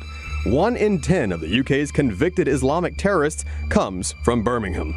The neighborhood of Sparkbrook is more than 70% Muslim and has become a byword for radical Islamism in England. Houses there have been turned into bomb-making factories and were used in the deadly attacks on London's subway system in 2005 that killed 52 people. Muslim extremists have concentrated into several enclaves throughout the city, producing 26 of England's 269 convicted terrorists. A journalist who visited the city, Ross Kemp, said Birmingham is so violent he has to wear the same body armor he wore in Syria for protection. We want to end Islamic immigration, stop building mosques and madrasas, stop the funding coming in from Saudi Arabia, only for a limited time. When Islam has sorted itself out in this country and across Europe, when it's reformed to fit in with Western democracy and freedom, when that's happened, then start building mosques again, but you're just adding to a problem. Yet despite extensive evidence, Birmingham's government is turning a blind eye to the problem, instead calling the city a symbol of multiculturalism. Local leaders admit they're afraid of being called racist, and so they actively avoid getting involved in the city's growing jihadist movement. However, other politicians warn the Liberal City Council won't go after the immigrants because most Muslims vote for the Liberal Party. Local Christians and churches have been crowded out as well, with one main street, Ladypool Road, now home to over 22 mosques. Also on the rise are cases of children being sexually exploited by gangs of Muslim men, usually from Pakistan. Local counselors and experts warn that parents are being kept in the dark about such dangers, with the Birmingham Council refusing to alert parents to the situation. One gang member is suspected of raping 3 schoolgirls, but was bailed out on each occasion. 14 other gang members were also arrested in November for sexually assaulting underage girls. And in case some claim this problem is just limited to Birmingham, London, which has also seen a surge in immigration from Africa and the Middle East, just reported a 20% spike in cases of rape. Acid attacks, once unheard of in England but common in India and the Middle East, are also on the rise, along with a 30% increase in murders. Our message to all of the shops here, all of the businesses, is to fear Allah, fear God, give up the sale of alcohol, join us to command good and forbid evil. Police say they're baffled by the sharp increase, despite a shocking 84% of child grooming and rape cases in the UK involving gangs of Muslim men. Experts predict native white Britons will be a minority in their own country by the year 2050. But far from a multicultural paradise, British cities like Birmingham and London show that this kind of unchecked immigration simply fuels conflict, as migrants refuse to integrate and radical Islam takes hold. With politicians who protect the guilty simply for votes and police so afraid of being branded racist that they won't tackle the issue, the government is creating ghettos rife with crime and Islamic extremists. Birmingham is a bellwether for the West. Open-door mass migration policies are failing, but whether or not the British government takes action to end the problem remains to be seen. Pearson Sharp, One America News. Want to see more videos like this? Click on the link below and subscribe to One America News on YouTube, and call your cable provider and kindly demand that One America News is added to your lineup. Call and subscribe today.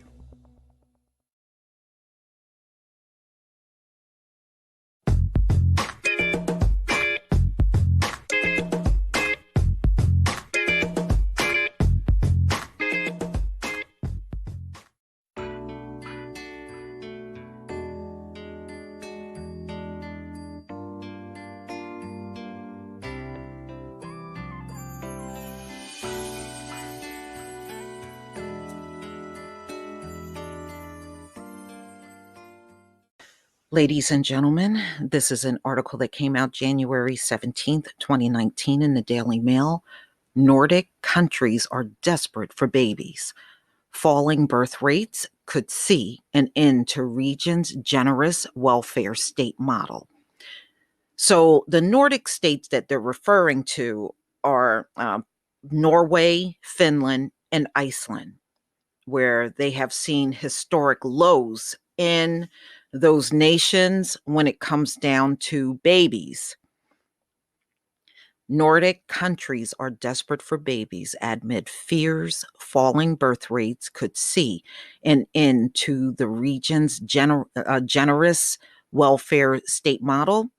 The Nordic regions have long been a bastion of strong fertility rates on an old continent that is rapidly getting older. So just like most European nations, they have a bigger elderly population, and the babies don't really, it's falling behind as far as covering those that are dying. So more dying than being born, just like we see all over the globe now, especially in these European nations.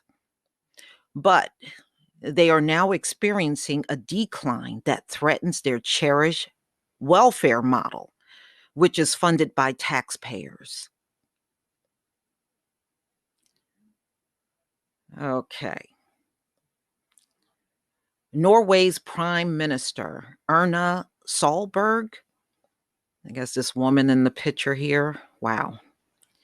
Some of these European women are hard to look at, issued a desperate plea to citizens and said Norway needs more children as she raised concerns over the amount of children being born. Norway needs more children. I don't think I need to tell everyone how this is done. Wow. In the coming decades, we will encounter problems with this model, Prime Minister Erna Solberg warned Norwegians in her New Year's speech. There will be fewer young people to bear the increasingly heavy burden of the welfare state. Norway, Finland, and Iceland birth rates dropped to historic lows in 2017, with 1.49 to 1.71 children born per woman. Wow. Yeah, they're looking bad. Just a few years earlier, the birth rates hovered close to the 2.1 level required for their population to remain stable. In all of the Nordic countries, birth rates started dropping in the years after 2008 financial crisis. University of Oslo sociologist Trude Lappegaard told AFP, the crisis is over now, but it's still falling. From Copenhagen to North Cape, from Helsinki to Reykjavik, demographics across the Nordic reveal two things. There are fewer large families, and women are waiting longer before having their first child. There is no single explanation but financial uncertainty and a sharp rise in housing costs are seen as likely factors. And well, see, that's the problem with these folks that are running the world. You know, the funny part is they think they're doing a great job running the world, but they are discouraging people to even want to have families. The cost of living is way too high. And people are afraid to bring another child into that. They can barely take care of themselves. Maybe if you didn't make everything so damn unaffordable, people would want children. And not only that, these policies that you have in place on jobs when people are out on maternity leave are horrible. You can tell a female did not come up with this stuff. It is very obvious.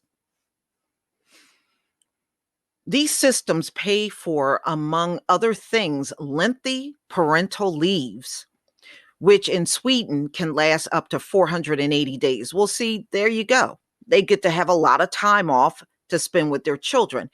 In America, it's 6 weeks and then off back to work again. And they are looking at you like you crazy when you say that's not enough time. Ooh, man, these people are silly. Okay, experts present different diagnoses and prescriptions to remedy the situation. In Norway, one economist concerned about the effect the slowing demographic will have on economic growth has suggested giving women 500,000 kroner. I guess that's equivalent to 42,000 pounds in pension savings for each child born. Another suggested that, on the contrary, women in Norway who reach the age of 50 without having had a child should be paid 1 million kroner, since children also cost society a lot. Finnish municipalities have already decided to loosen their purse strings to encourage locals to get busy under the covers. Wow. In the town of Mihaikala, home of 2,000 people, is offering 10,000. I guess their money, their foreign currency for each baby born. I guess that's 10,000 kroner for each baby born and raised in the municipality. The number of childless individuals is growing rapidly, and the number of women having 3 or more children is going down. This kind of fall is unheard of in modern times in Finland. Okay, in Denmark, Copenhagen has meanwhile turned its attention to men who are in less of a hurry to become parents with women, with a campaign aimed at raising awareness about how sperm quality declines with age. The Nordic region already boasts a wealth of family-friendly initiatives, such as flexible work hours, a vast network of affordable daycares, and generous parental leave systems. But when all of that is still not enough to encourage people to have more children, immigration can be a lifeline. See, they're all relying on immigration. Immigration is not going to do what they think, or a threat, depending on the point of view. Sweden may have a falling birth rate, but it still comes in second in the EU behind France, with 1.85 children born per woman in 2016. That is largely due to Sweden's decades-long history of immigration. Immigrant women tend to have more children than the average Swede. with 2.6 children per woman in recent years. The town of Aneby in southern Sweden has one of the highest rates in the country, a phenomenon attributed to the fact that it opened its doors to immigrants 2 decades ago. So it's because of the immigrants. It's not because of the Swedes at all. Aneby welcomed around 225. Oh, they're Africans. They got African. No wonder it's 2.6 per children. They got Eritreans from Africa in the early 90s, and just after that, it took in refugees from the Balkans. 1994 was the demographic record for the town. Okay, so they took in, yeah, well, that's why it boosted up, because you got them Africans there. The population growth among minorities has also fueled fears. A former justice minister in Norway, Per Willy Amundsen, of the populist far right, made headlines when he called for family allowances to be reduced after a third child. He stated the goal was to stop Somalis. See, them Africans are coming in there having babies like rabbits, you know. He stated the goal was to stop Somalis, who he said had a higher birth production rate than ethnic Norwegians. So he tried to put stuff in place to stop the Somalis from reproducing so much in Norway. Oh, mommy, they're producing more than us. Sound like Pharaoh, don't it, y'all? Back when the Israelites were producing more babies than the Egyptians. He sounds like Pharaoh. But please tell me what you think, ladies and gentlemen. They're struggling just like all of the European nations are struggling with children, including America and Canada, you know, and parts of South America and those islands. They're struggling. But please tell me what you think. Please leave your comment and subscribe. Don't forget to hit on the notification bell, and I'll see you on the next video. Peace, family.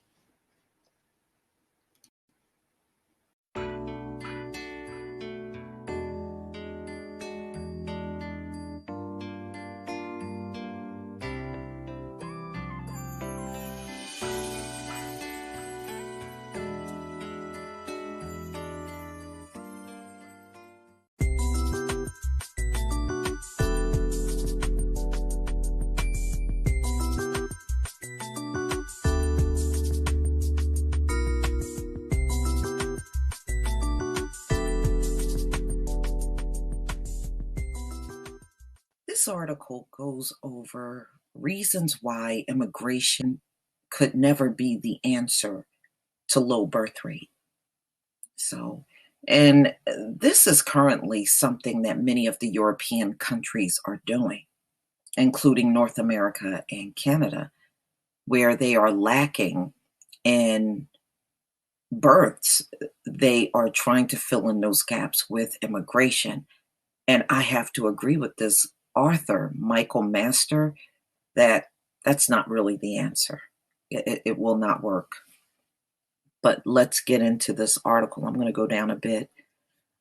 Why is America suffering from not enough available workers? Simple. For the last half century, the U.S. suffered from too few births to American citizens. Today, the birth rate in the U.S. is 1.7 per woman, while at least 2.1 is needed to sustain the population. Not enough births are occurring to replace those people who age and die. Of that, 1.7 white women are at, listen to this, 0.9. 0.9, y'all. That is way, way below 2.1. while blacks are a little above with 2.0. All of the growth in the U.S. population is from immigrants with birth rates well above 3.0. Canada, Europe, Japan, China, and Russia all suffer from the same problem, birth rates that are too low. The problem is so bad for white women throughout the world that the population of Caucasians dropped from 900 million, a quarter of the world's population, to 700 million, 10% of the world's population. That's huge. So their drop is worldwide. No matter what country they are in, if you have a bunch of Caucasians there, the birth rate is low. While the total world population doubled in size, at this rate, the world white population will shrink to 500 million, 5% of the world's population, while the world population increases to 10 billion from the current 7.2 billion. Wow. Now you know why they are acting out the way that they are. But the bottom line of the whole matter, y'all, all of that acting out is not going to change their situation. It really isn't. Prior economists asserted that the birth rate fell because of weak economies. That's not why. You know, every country is not suffering from a weak economy. So if you look at, like he said, a half a century, right? 50 years, the population among whites have been on a decline. The economy was not bad during that entire 50-year period. And plus, we went through those recessions as well. We didn't drop. Okay, so no, it is not economic. Current feminists assert that women should not have children because of global warming. It's almost like they're trying to mask and disguise the fact that this is really a genetic thing by throwing all of these other reasons into it. I mean, look, we're living through the same global warming. So what about the people that are not going through low birth rates and we're living through global warming? Both are excuses for not having children, not the root causes. I agree. This low birth rate started 50 years ago through good and bad economies, exactly as the draft was eliminated. Roe versus Wade went into effect. More women enrolled in college and socialism. Yeah, that's right. I mean, everybody was into their own lifestyle. So that couldn't possibly be the reason, global warming and the economy. No. If the population of a country is not growing, as in Russia, China, Japan, Germany, then the only way that the economies of those countries can grow is by increasing exports, which makes them dependent on the economies of other countries as their customers. That is the main reason why all of those economies are suffering economically today. Too much dependence on exports, no internal growth of consumption. Those Americans who were born in the early 1900s are called the greatest generation.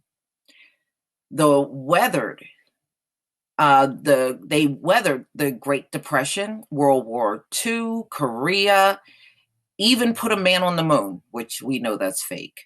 They created the baby boom from 1945 to 1965, which fueled the greatest economic boom in the history of the world. From 1975 to 2005, they were overwhelmingly capitalists and Christians. If you take the countries of the world and sort them into groups according to dominant race for each country, you will find that the more socialist, sacralist countries in each racial group also have the lowest birth rates in each group.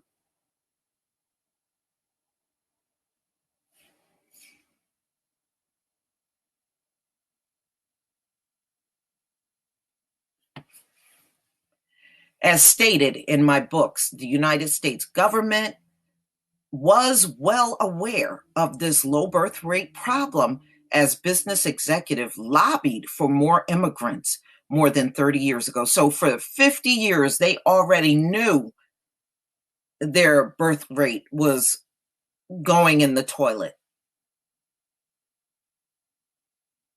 So they knew for a long time. I'm telling you, they had to know. Especially when you see exactly when the decline started. It started in the 50s. And it never bounced back up. It just kept going on a decline. Just like addictive drugs, immigration is an easy, immediate fix with long-term dangerous side effects if used too long and too often. Immigration is outsourcing births with all the same negative effects of outsourcing product manufacturing. Made in America need to apply to births, not just products. When immigration was introduced to offset the low birth rate, the H-1B and H-2B and green card programs were meant to be short-term gap programs until the nation could implement programs to increase the citizen birth rate.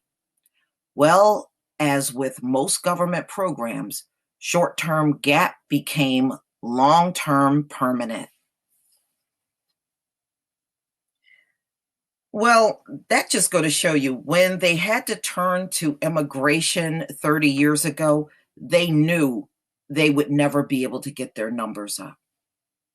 To me, that's an indicator. You can tell me what you think in the comment section, but when they saw the birth rate was not going nowhere 30 years ago, when they started bringing in immigrants by the droves 30 years ago, that right there was a clear indicator they weren't reproducing even then.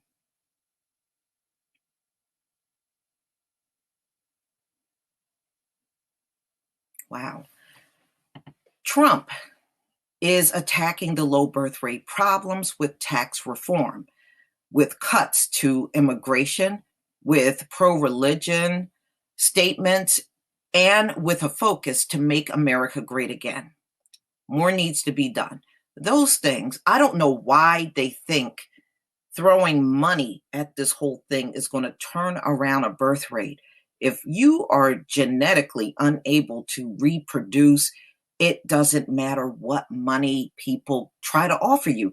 Look, in Europe, they've been doing the money thing for babies forever now. And it's not increasing the babies over there. So that should tell you right there, money is not the answer to what's going on. More can be done, but allowing more immigration will just prolong the problem and eventually kill the America we all love. Well, the America some of you love. Businesses will take the short-term gap fix and ignore doing anything about long-term reality. American businesses need to go cold turkey to kick the habit of reliance on the drug of immigrant employees. Yeah, because they love the immigrant employee because they will work pennies on the dollar. That's why they love them. Cheap labor, slaves, new slaves. That is the only way business will support what is necessary to fix the low birth rate. By reducing legal immigration and stopping illegal immigration, some very smart government and business executives will be forced to come up with some very creative fix to the low birth rate. They can't. They can't. You know, having a bunch of men sit around the table, because we know the vast majority of executives in America are men, talking about fixing this, you ain't gonna put a dent in this. I'm just telling you, you're not gonna put a dent in it. You're just talking and wasting your time. Just have a party. At least you'll enjoy it.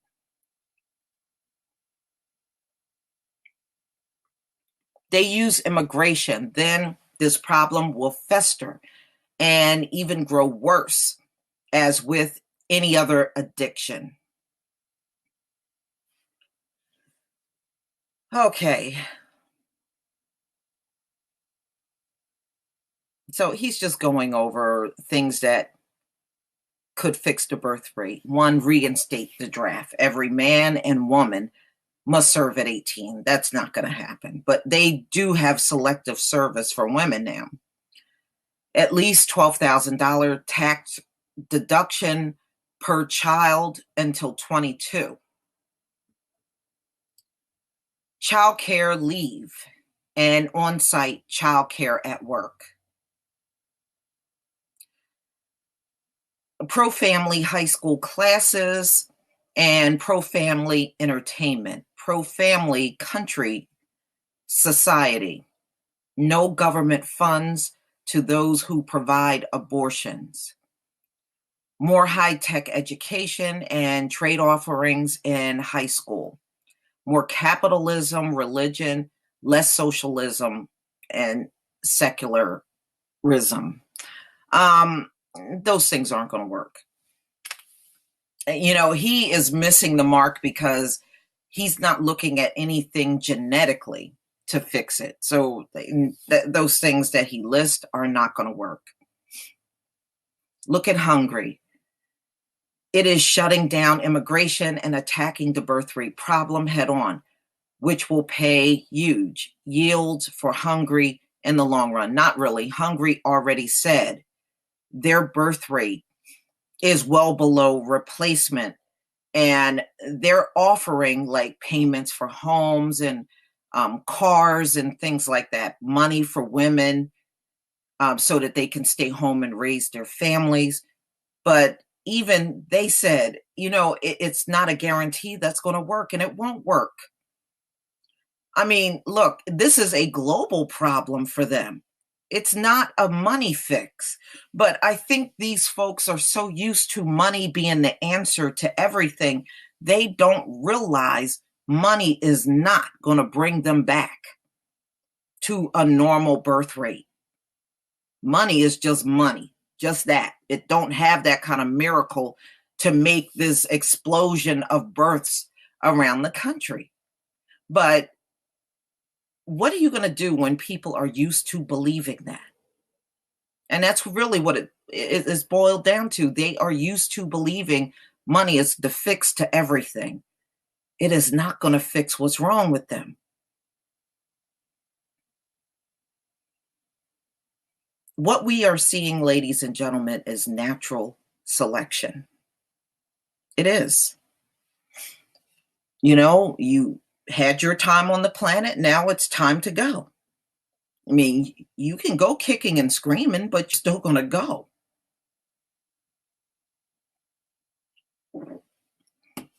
But I guess one day from Master here,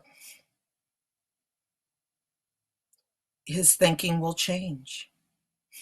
Now, I agree with some of the things that he said in here, but definitely not everything. I don't believe immigration is the answer to low birth rate. I don't believe there is a real true answer for it, except for it's a process that can't be stopped. It's going to happen. And there's nothing anybody can do to stop it. If man's medicine was so powerful that it could turn around a low birth rate, trust me, this has been going on for 50 years. We would have seen it by now. It don't take all this time to come up with a solution. They haven't come up with one because there isn't one. Please tell me what you think, ladies and gentlemen. Please leave your comment and subscribe. Don't forget to hit on the notification bell, and I'll see you on the next video. Peace, family.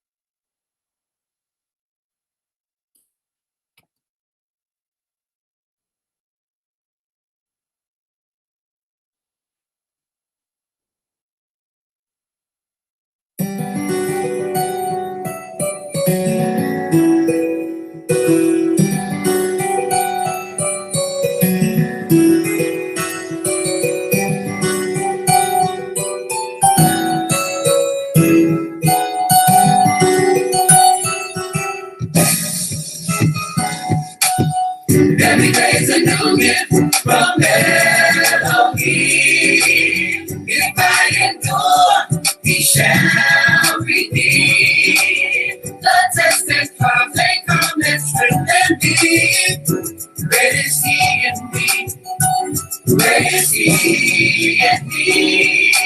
Every day is a new gift from Elohim. If I endure, he shall redeem. The test and trials they come and strengthen me. Great is he in me. Great is he in me. When I wake in the morning, I'm glad to see that your love for me still remains. Oh, how I long for the salvation, yeah, and your love is my delight. On my knees I pray, yeah, keep me in your way, and I will not be moved. In your love stay, your peace, your joy, your word I search for more. I need your strength to guide me through. For I know every day's a new gift from Elohim. If I endure, he shall redeem. The test and trials they come and strengthen me. Great is he in me. Great is he in me. Every day's a new gift from Elohim. If I endure, he shall redeem. The test and trials they come and strengthen me. Great is he in me. Great is he in me. There's no other beside you, great Elohim, and the joy you give is my strength. Now I can walk higher, with your love I'm stronger, as I walk by faith. Gave us your son as grace, daily we seek your face. By you our steps are ordered. Keep me, guide me, I search for you completely. In all of this I yearn for you, Father. Yeah, every day's a new if I endure, he shall redeem. The test and trials they come and strengthen me. Great is he in me. Great is he in me. Every day's a new gift from Elohim. If I endure, he shall redeem. The test and trials they come and strengthen me. Great is he in me. Great is he in me. In me. In me. Great God is he in me. In me. Great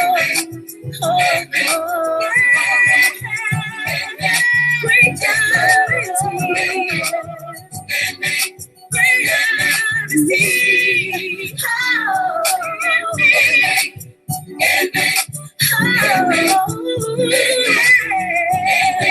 Great God is he.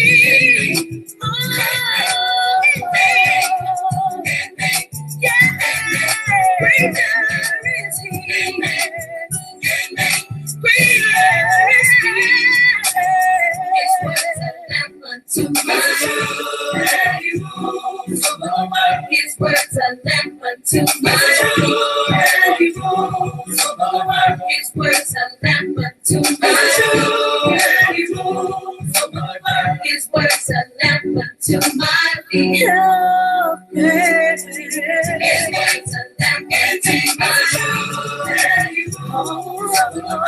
words are lamp unto my feet. Yes, Lord.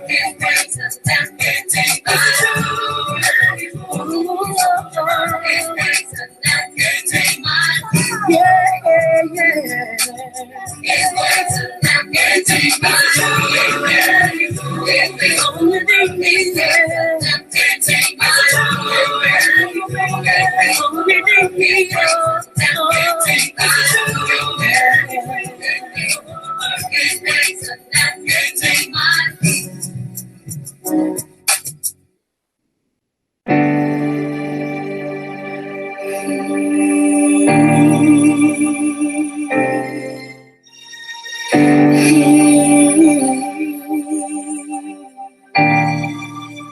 We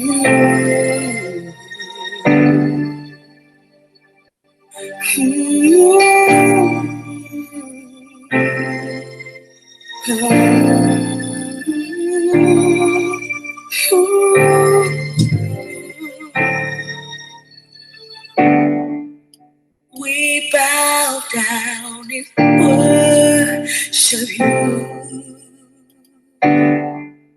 We glorify your holy name. We praise your holy name today. Today,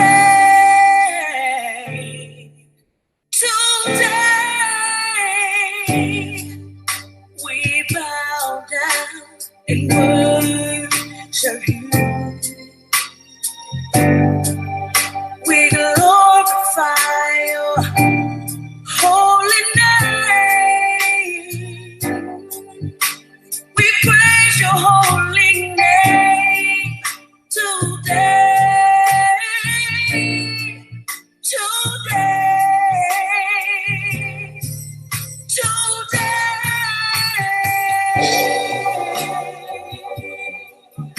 Glorify your name. Glorify you.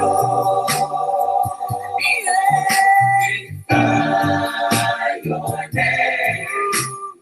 Glorify your name. Your name. Victory today.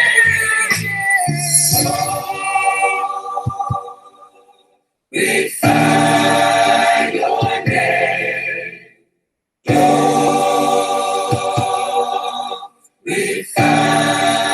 your name today. We praise your name today. Glorify your name. We bow down and worship you. We glorify your name. We praise your holy name today. Today,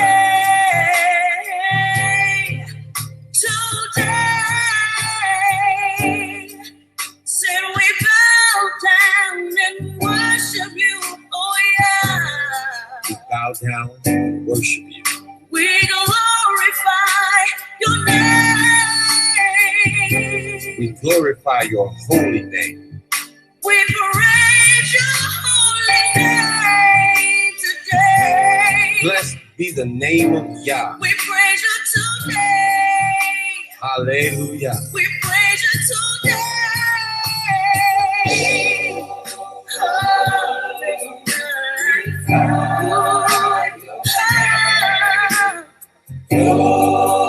In all the heavens, in all the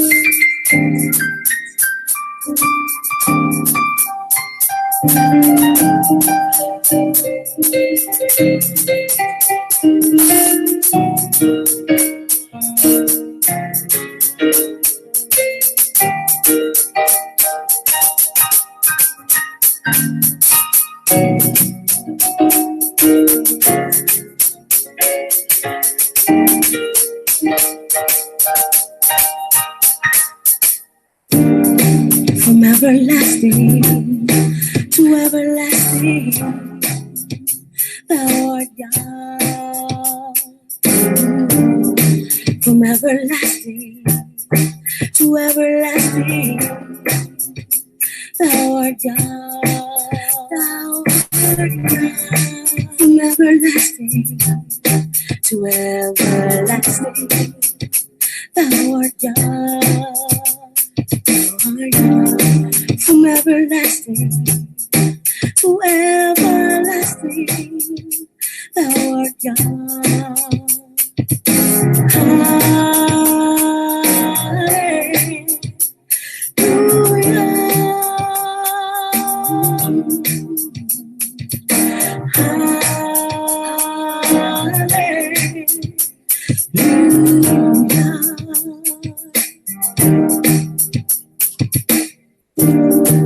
From the beginning, wherever the earth was, you were there. You were there.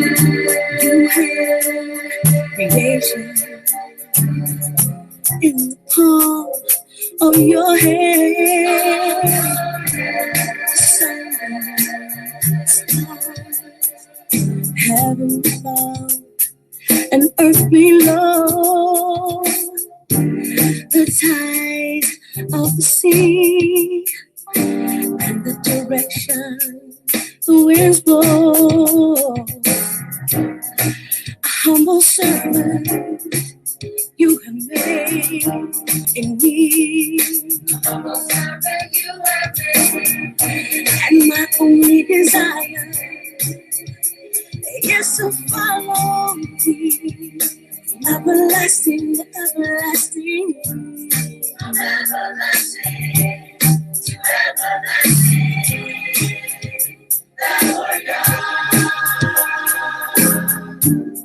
From everlasting to everlasting, thou art God. From everlasting to everlasting, thou art God. From everlasting to everlasting, thou art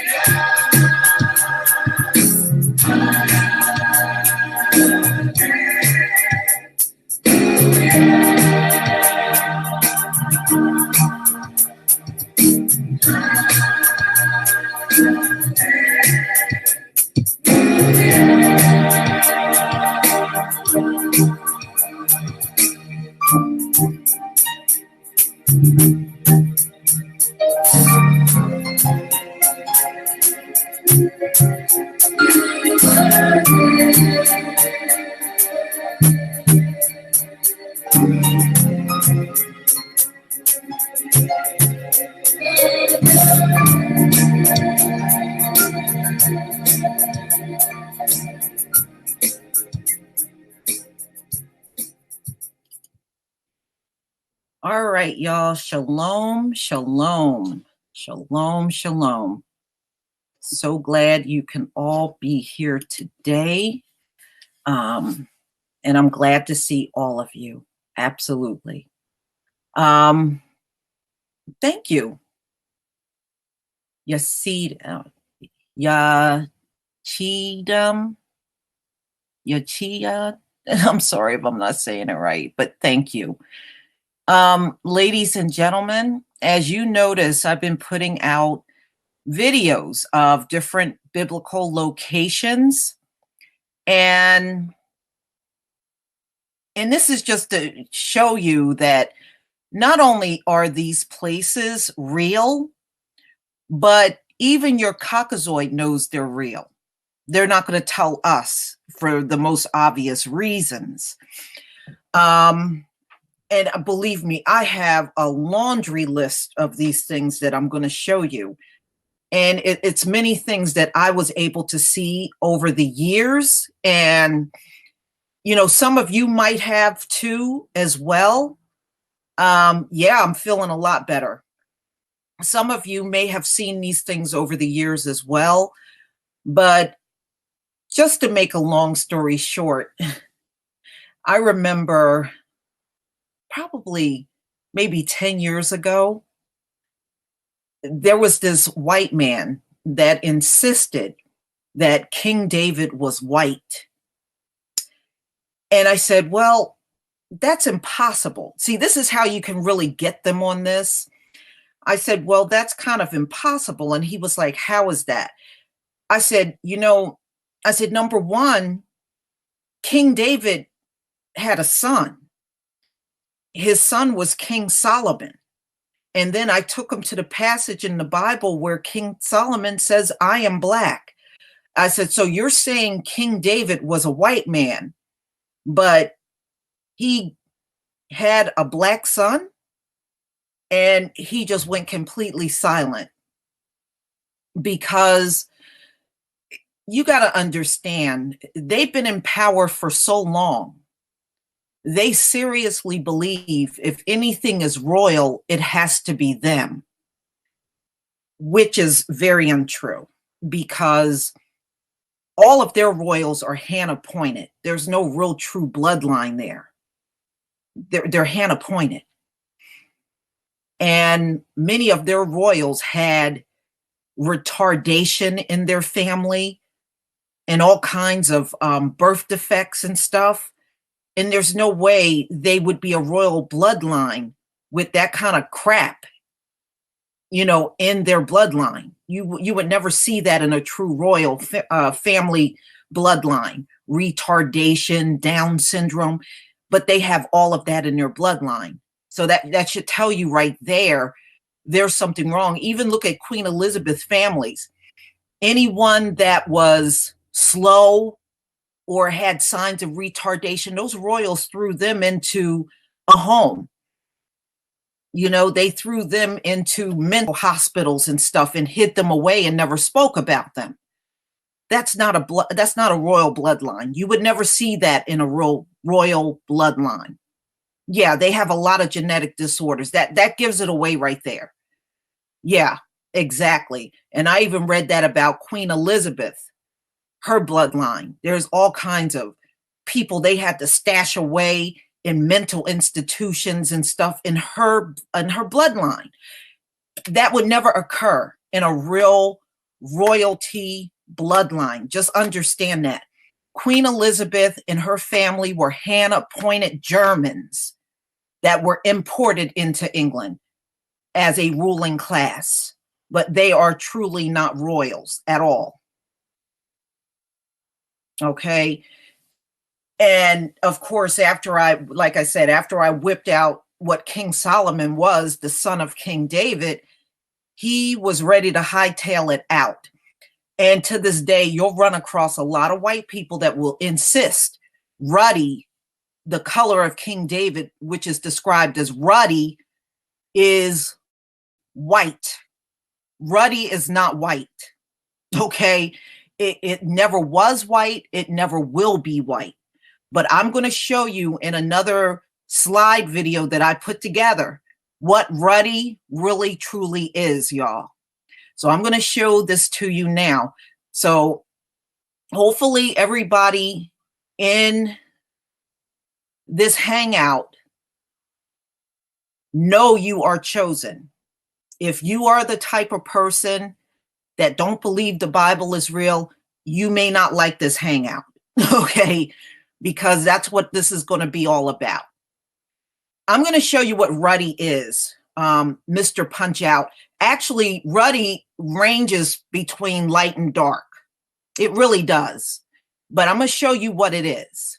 So I'm going to show you this, and then we're going to have a discussion afterwards. And you'll also, in this slideshow, see King David's palace that is being evacuated in Jerusalem right now as we speak. So that's also in here as well. So let's get to this. Let me go ahead and share my screen.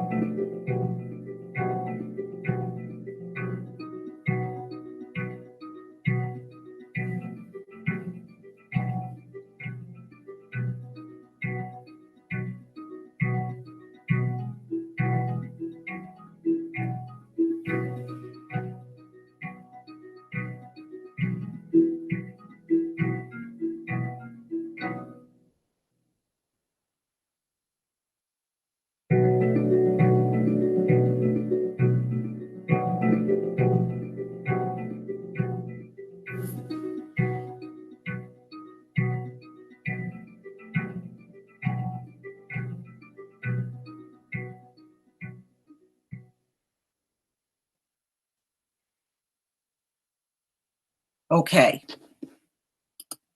ladies and gentlemen, that's Ruddy. Okay, that's Ruddy. You see that we have many Black people with a variety of Color hair. Yeah, absolutely. You know who else was considered ruddy? Malcolm X. Malcolm X was actually a natural redhead. But when you see him in so many black and white pictures, thank you. When you see him in so many black and white pictures, you don't realize it. But Malcolm X was a natural redhead. And also Red Fox, the comedian, he was ruddy. That's what you see. He was named Red because he had natural red hair. Red Fox is what you would consider a ruddy man. That is the color of King David, ladies and gentlemen. That's what they mean when they say ruddy. This ain't no white dude at all. It's not, and you just got to understand, these people believe, since they've ruled the world for 6,000 years, nothing can be higher than them, which is the biggest lie ever. But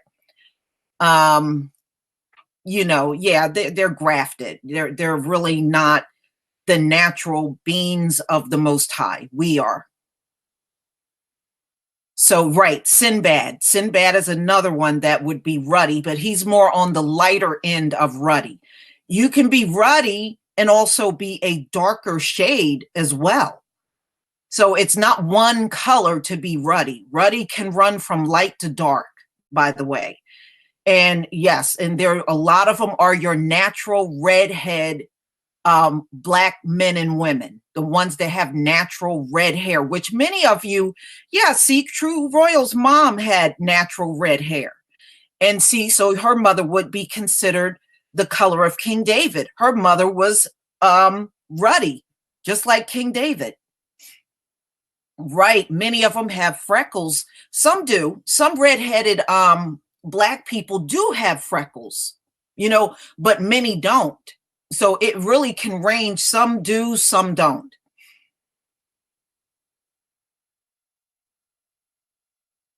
Yes, red bone. Exactly, Queen Forever. That's what we call them today.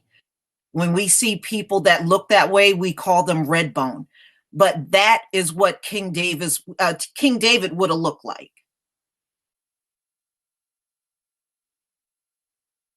Right. So again, you can see ruddy people that are dark, and then there are some ruddy people that are light. And when I grew up, there were a few natural redheads around where I was growing up when I was living in Philadelphia. In fact, I went to school with a guy that was a natural redhead, and he was ruddy.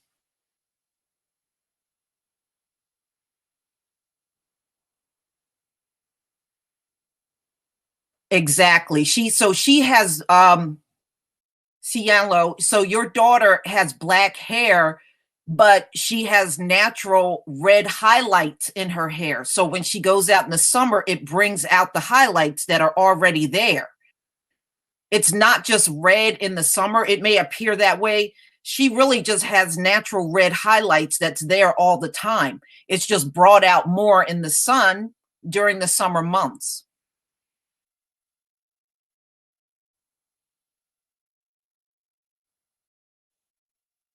Yeah, exactly. So, I mean, some of you got it. So, you know what ruddy is. So, so please don't let white people try to define what ruddy is to you. Right. Sinbad is actually ruddy too. He's more on a lighter skin, but he is still ruddy. Right. Okay. So you guys got it. I don't have to explain what ruddy is. Y'all seem to have it.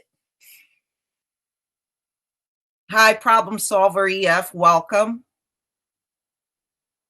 So, and it's like I said, a lot of times you can debunk these things by bringing up King Solomon. Usually they'll go silent and run away after that because they don't want to hear that part.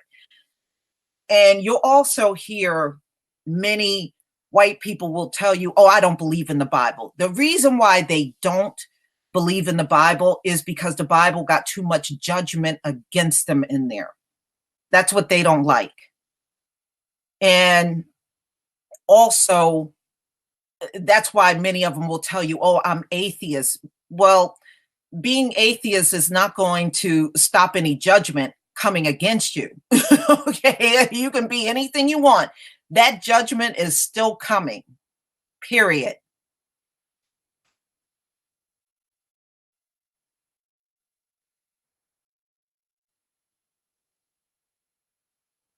Sienna Bragg. Oh, you're talking about Rihanna?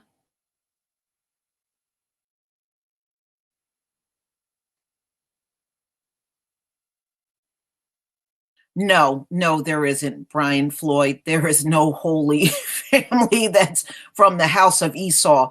And it doesn't make any logical sense that King David would be white. Why would the Most High tell us everything against the house of Esau, but he's going to pick a king from the house of Esau to be King David? Come on, it makes no logical sense. No, no. In order for them to be saved at this point, they would have to repent as a group. And, you know, individual repenting is not going to save them. And we all know they're never going to repent as a group, as a whole. They're never going to do it. So they're pretty much doomed. Okay. Now, believe it or not, in Revelation, the Most High even tells us what he looks like on the throne.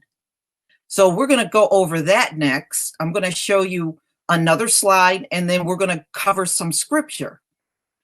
Let me see if I can find, that's David. All right, here we go.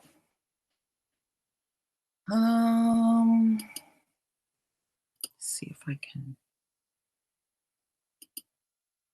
I think I might have found it. Let's see.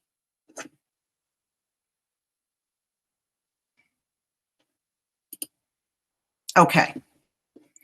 Well, you know what? We'll go over the scripture first. Now, the Most High actually tells us what he looks like on the throne. He tells us.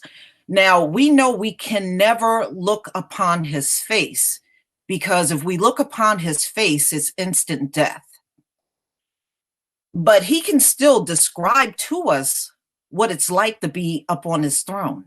And he actually does this in Revelation. So if you go to Revelation 4, verse 3, and he sat. Now this is telling you how he sat on the throne and what he looks like sitting on his throne. So, and he that sat was to look like a jasper and a sardine stone. So I'm going to show you what that looks like. He is telling you what he looks like. So he is the color of a jasper and sardine stone. And there was a rainbow around about the throne. Now, the rainbow, ladies and gentlemen, is a reminder of the covenant that we have with the Most High. He made a covenant with us and all living things on this earth. Anything he created has a covenant with him. So we are his creation. The animals are his creation. All of the plants, the trees, the vegetation, those are his creations. And in sight like an emerald, in sight like an emerald. So an emerald, we know that as the green gem. That green gem also means fertility. Fertility. And what did he tell us to be? Fruitful and multiply. That's what he said. So his appearance looks like a jasper and sardine stone, or some people say sardis. It really is the same thing.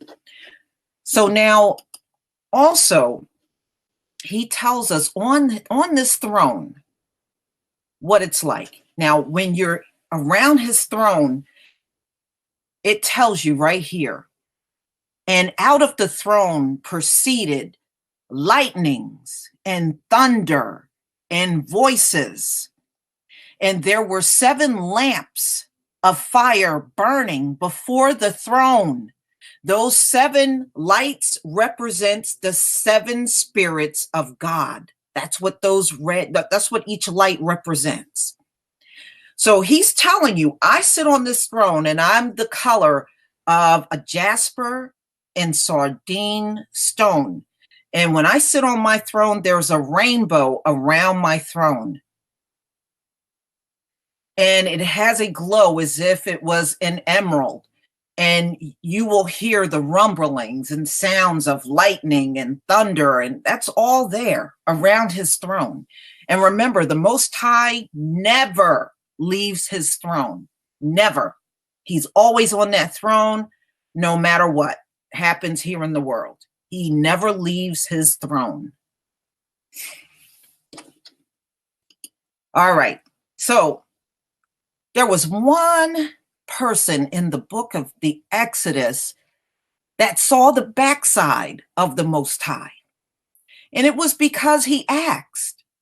Now, when Moses went up to the mountaintop to talk to the Most High, they actually dialogued with each other. Now, what an amazing thing. Can you imagine being Moses? I would kill to be able to stand on the mountaintop and talk to the Most High. What an experience he had. Now, he could not see the Most High's face, or he would have died instantly. So what the Most High did, he allowed Moses to see the back of him. He said, okay, well, I'll show you the back of me and you won't die. You'll be okay. So that he did reveal. He's the one person he ever revealed even a fraction of himself to. That had to be quite an experience to be on top of Mount Sinai and the Most High is revealing what the back of him looks like. I tell you, I would kill to see that. All right, so now let me show you. Here we go. I'm going to show you this video. And this is the appearance of our Heavenly Father.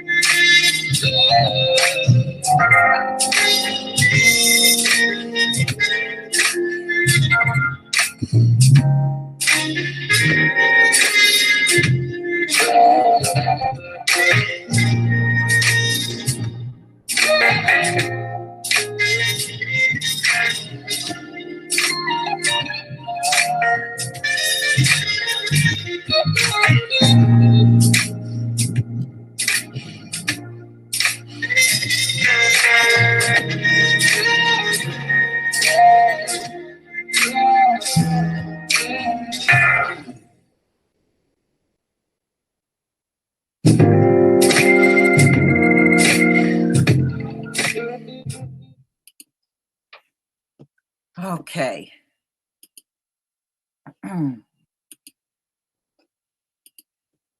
Now, you saw the color of the sardine and the jasper.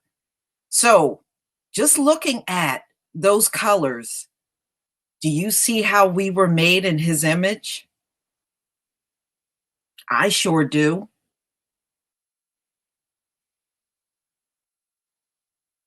I mean, many of us are a cross between those colors. We really are.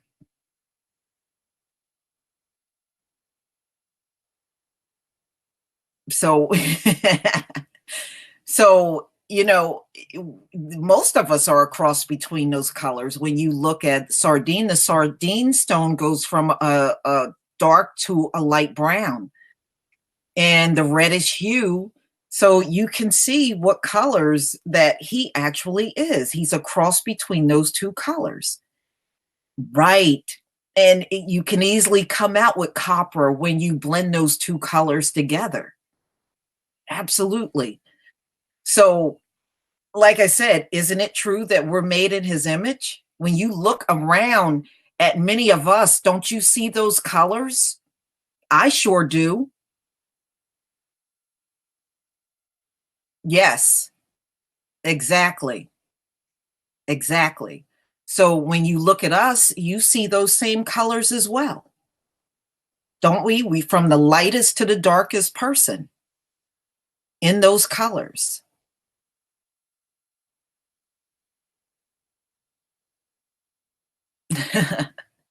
So, it's all there. It's all there. Him telling us what it's like to be on that throne. I think that's phenomenal, but it's right there in Revelation.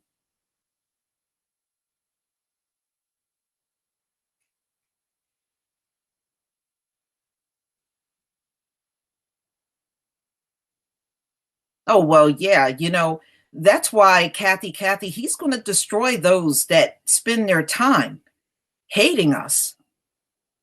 All of those people are gone. They have no, if we saw any if they had any redeeming qualities, we would have seen it by now, wouldn't we? We would have seen it by now. We haven't seen it. It's not there. And there's no spirituality in them. You ever watch one of their preachers? There's no, you don't feel any spirit when they speak, even when they try to speak the word. It does not have the same spirit of when you listen to a black preacher. They have that power in their voice to really stir and move crowd, where when you listen to them, you don't feel anything. It doesn't even feel the same. The spirit is totally different when they speak the word or make any attempt to speak the word.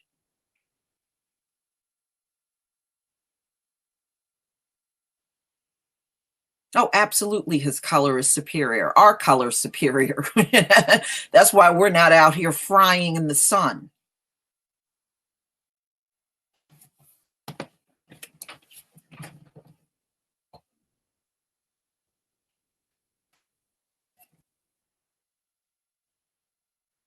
All right.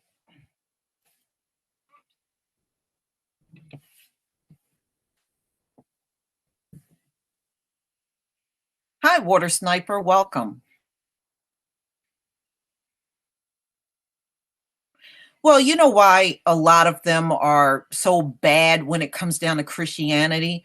It's because, hey, Loretta, um, it's because even back, because, hey, Loretta, um, it's because even back during chattel slavery, they were taught in church by their own pastors that they weren't doing anything wrong by enslaving us.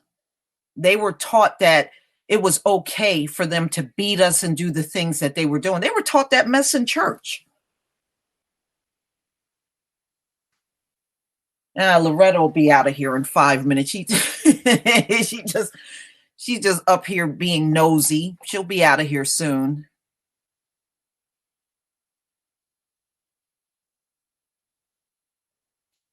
Well, yeah, like I said, they're non-believers because they already know their judgment is in the Bible. Anybody that's a non-believer, their judgment is in the Bible. That's why they don't believe. Yeah, it's turning out bad. I did a story that came out today that 53 children are now dead from that flu virus. I mean, it is no joke, y'all. It is no joke. Yeah, the Pope also sanctioned slaves. See, they were told it was okay to do these things. So in their minds, when they're mistreating you, they're not doing anything wrong, which we know is bull. That's why divine judgment is sure going to take them out of here.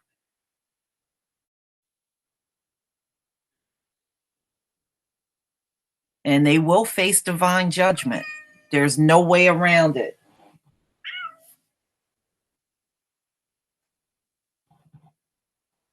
No way around it.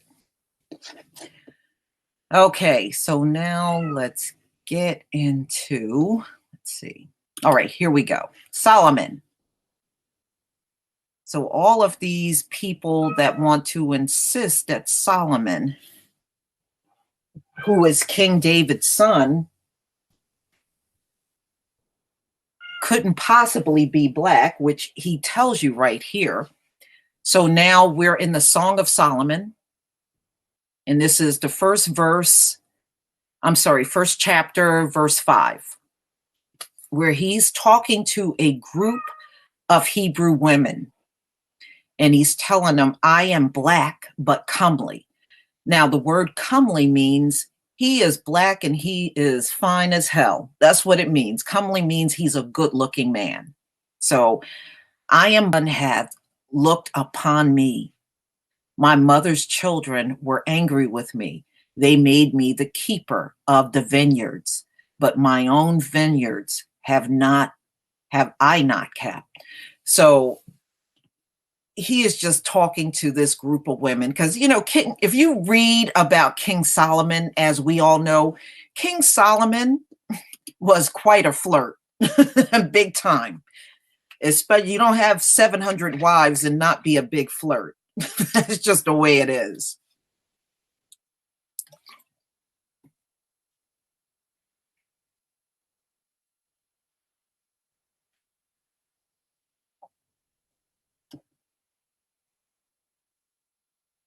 Okay, so there's no way King David could have been a white king and he gave birth with a black woman and had a black child.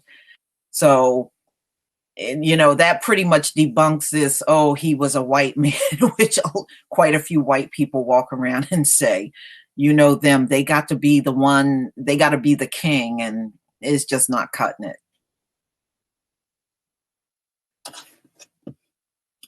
All right.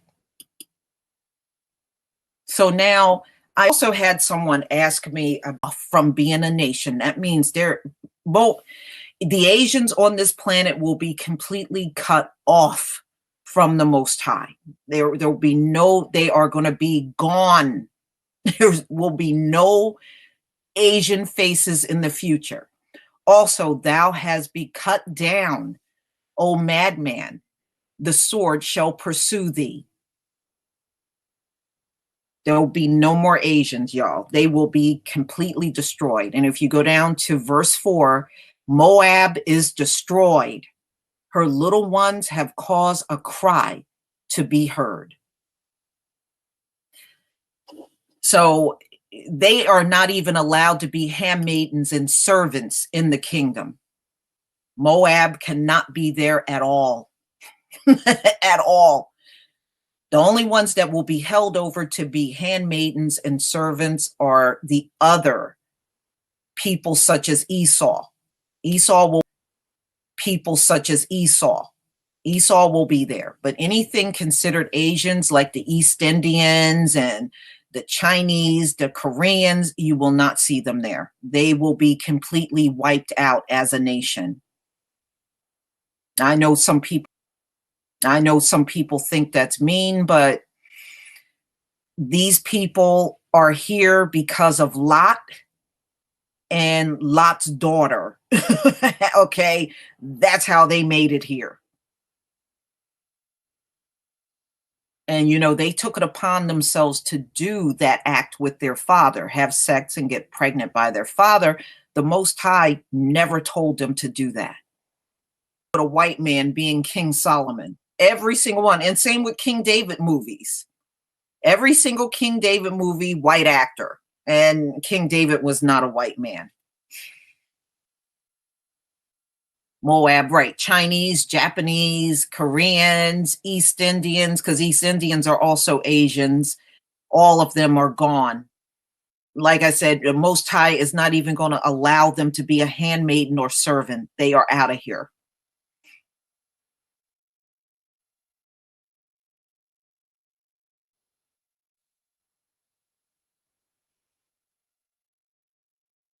Yes, they come from Lot and Lot's daughter. Remember, they got him drunk and they had sex with him and got pregnant, believing that after Sodom and Gomorrah, they had to repopulate the earth. Like I said, they should have just trusted in the Most High. They would have been fine, but they took it upon themselves to get pregnant by their father. So, no, so these people must go. People must go.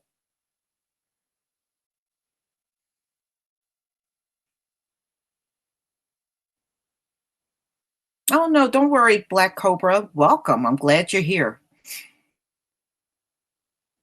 They were being openly defiant towards the Most High. So they almost got kicked out as being part of the tribe. It got so bad. Right. Ham actually is our cousin. Ham is our cousin, but Ham is also wicked too.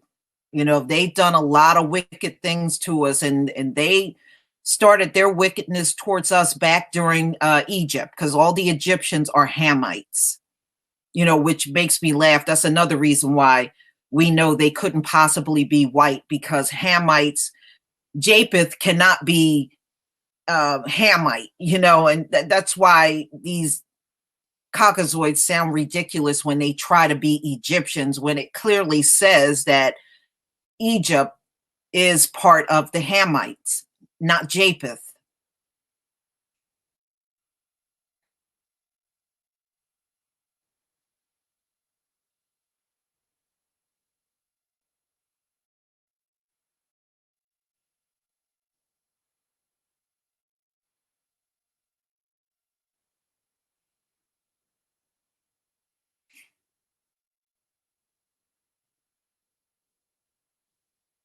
Yeah, Robin the Girl Wonder. Yeah, the Asians gotta go. Yeah, Robin the Girl Wonder. Yeah, the Asians gotta go. They're all gonna be wiped out.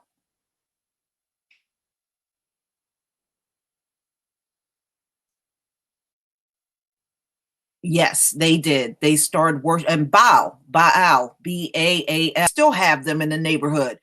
We got on horseback and we started having horse buys. We got on the horse with the sword and started whacking people's heads off and doing all kinds of crazy shit among you. We were doing this to other tribal members, other people that were part of the 12 tribes. So he got sick and tired of us, and he had to put a stop to the madness, because too many of our people got far away from the Most High. Yeah, I mean, it's crazy. We did some damn horse buys and all that stuff. So it's a crazy thing, y'all. It's really crazy. And it's sad that our ancestors were just so stupid. But I think they didn't know how bad this thing was going to get. I don't think they felt like it was going to get as bad as it did, the judgment that was placed upon the tribes. But it got bad. Here we are today as an end result of what they did. And you have to also, ladies and gentlemen, when you pray to the Most High, also include in your prayers that you are sorry for what our ancestors did that drove, we have to get it right.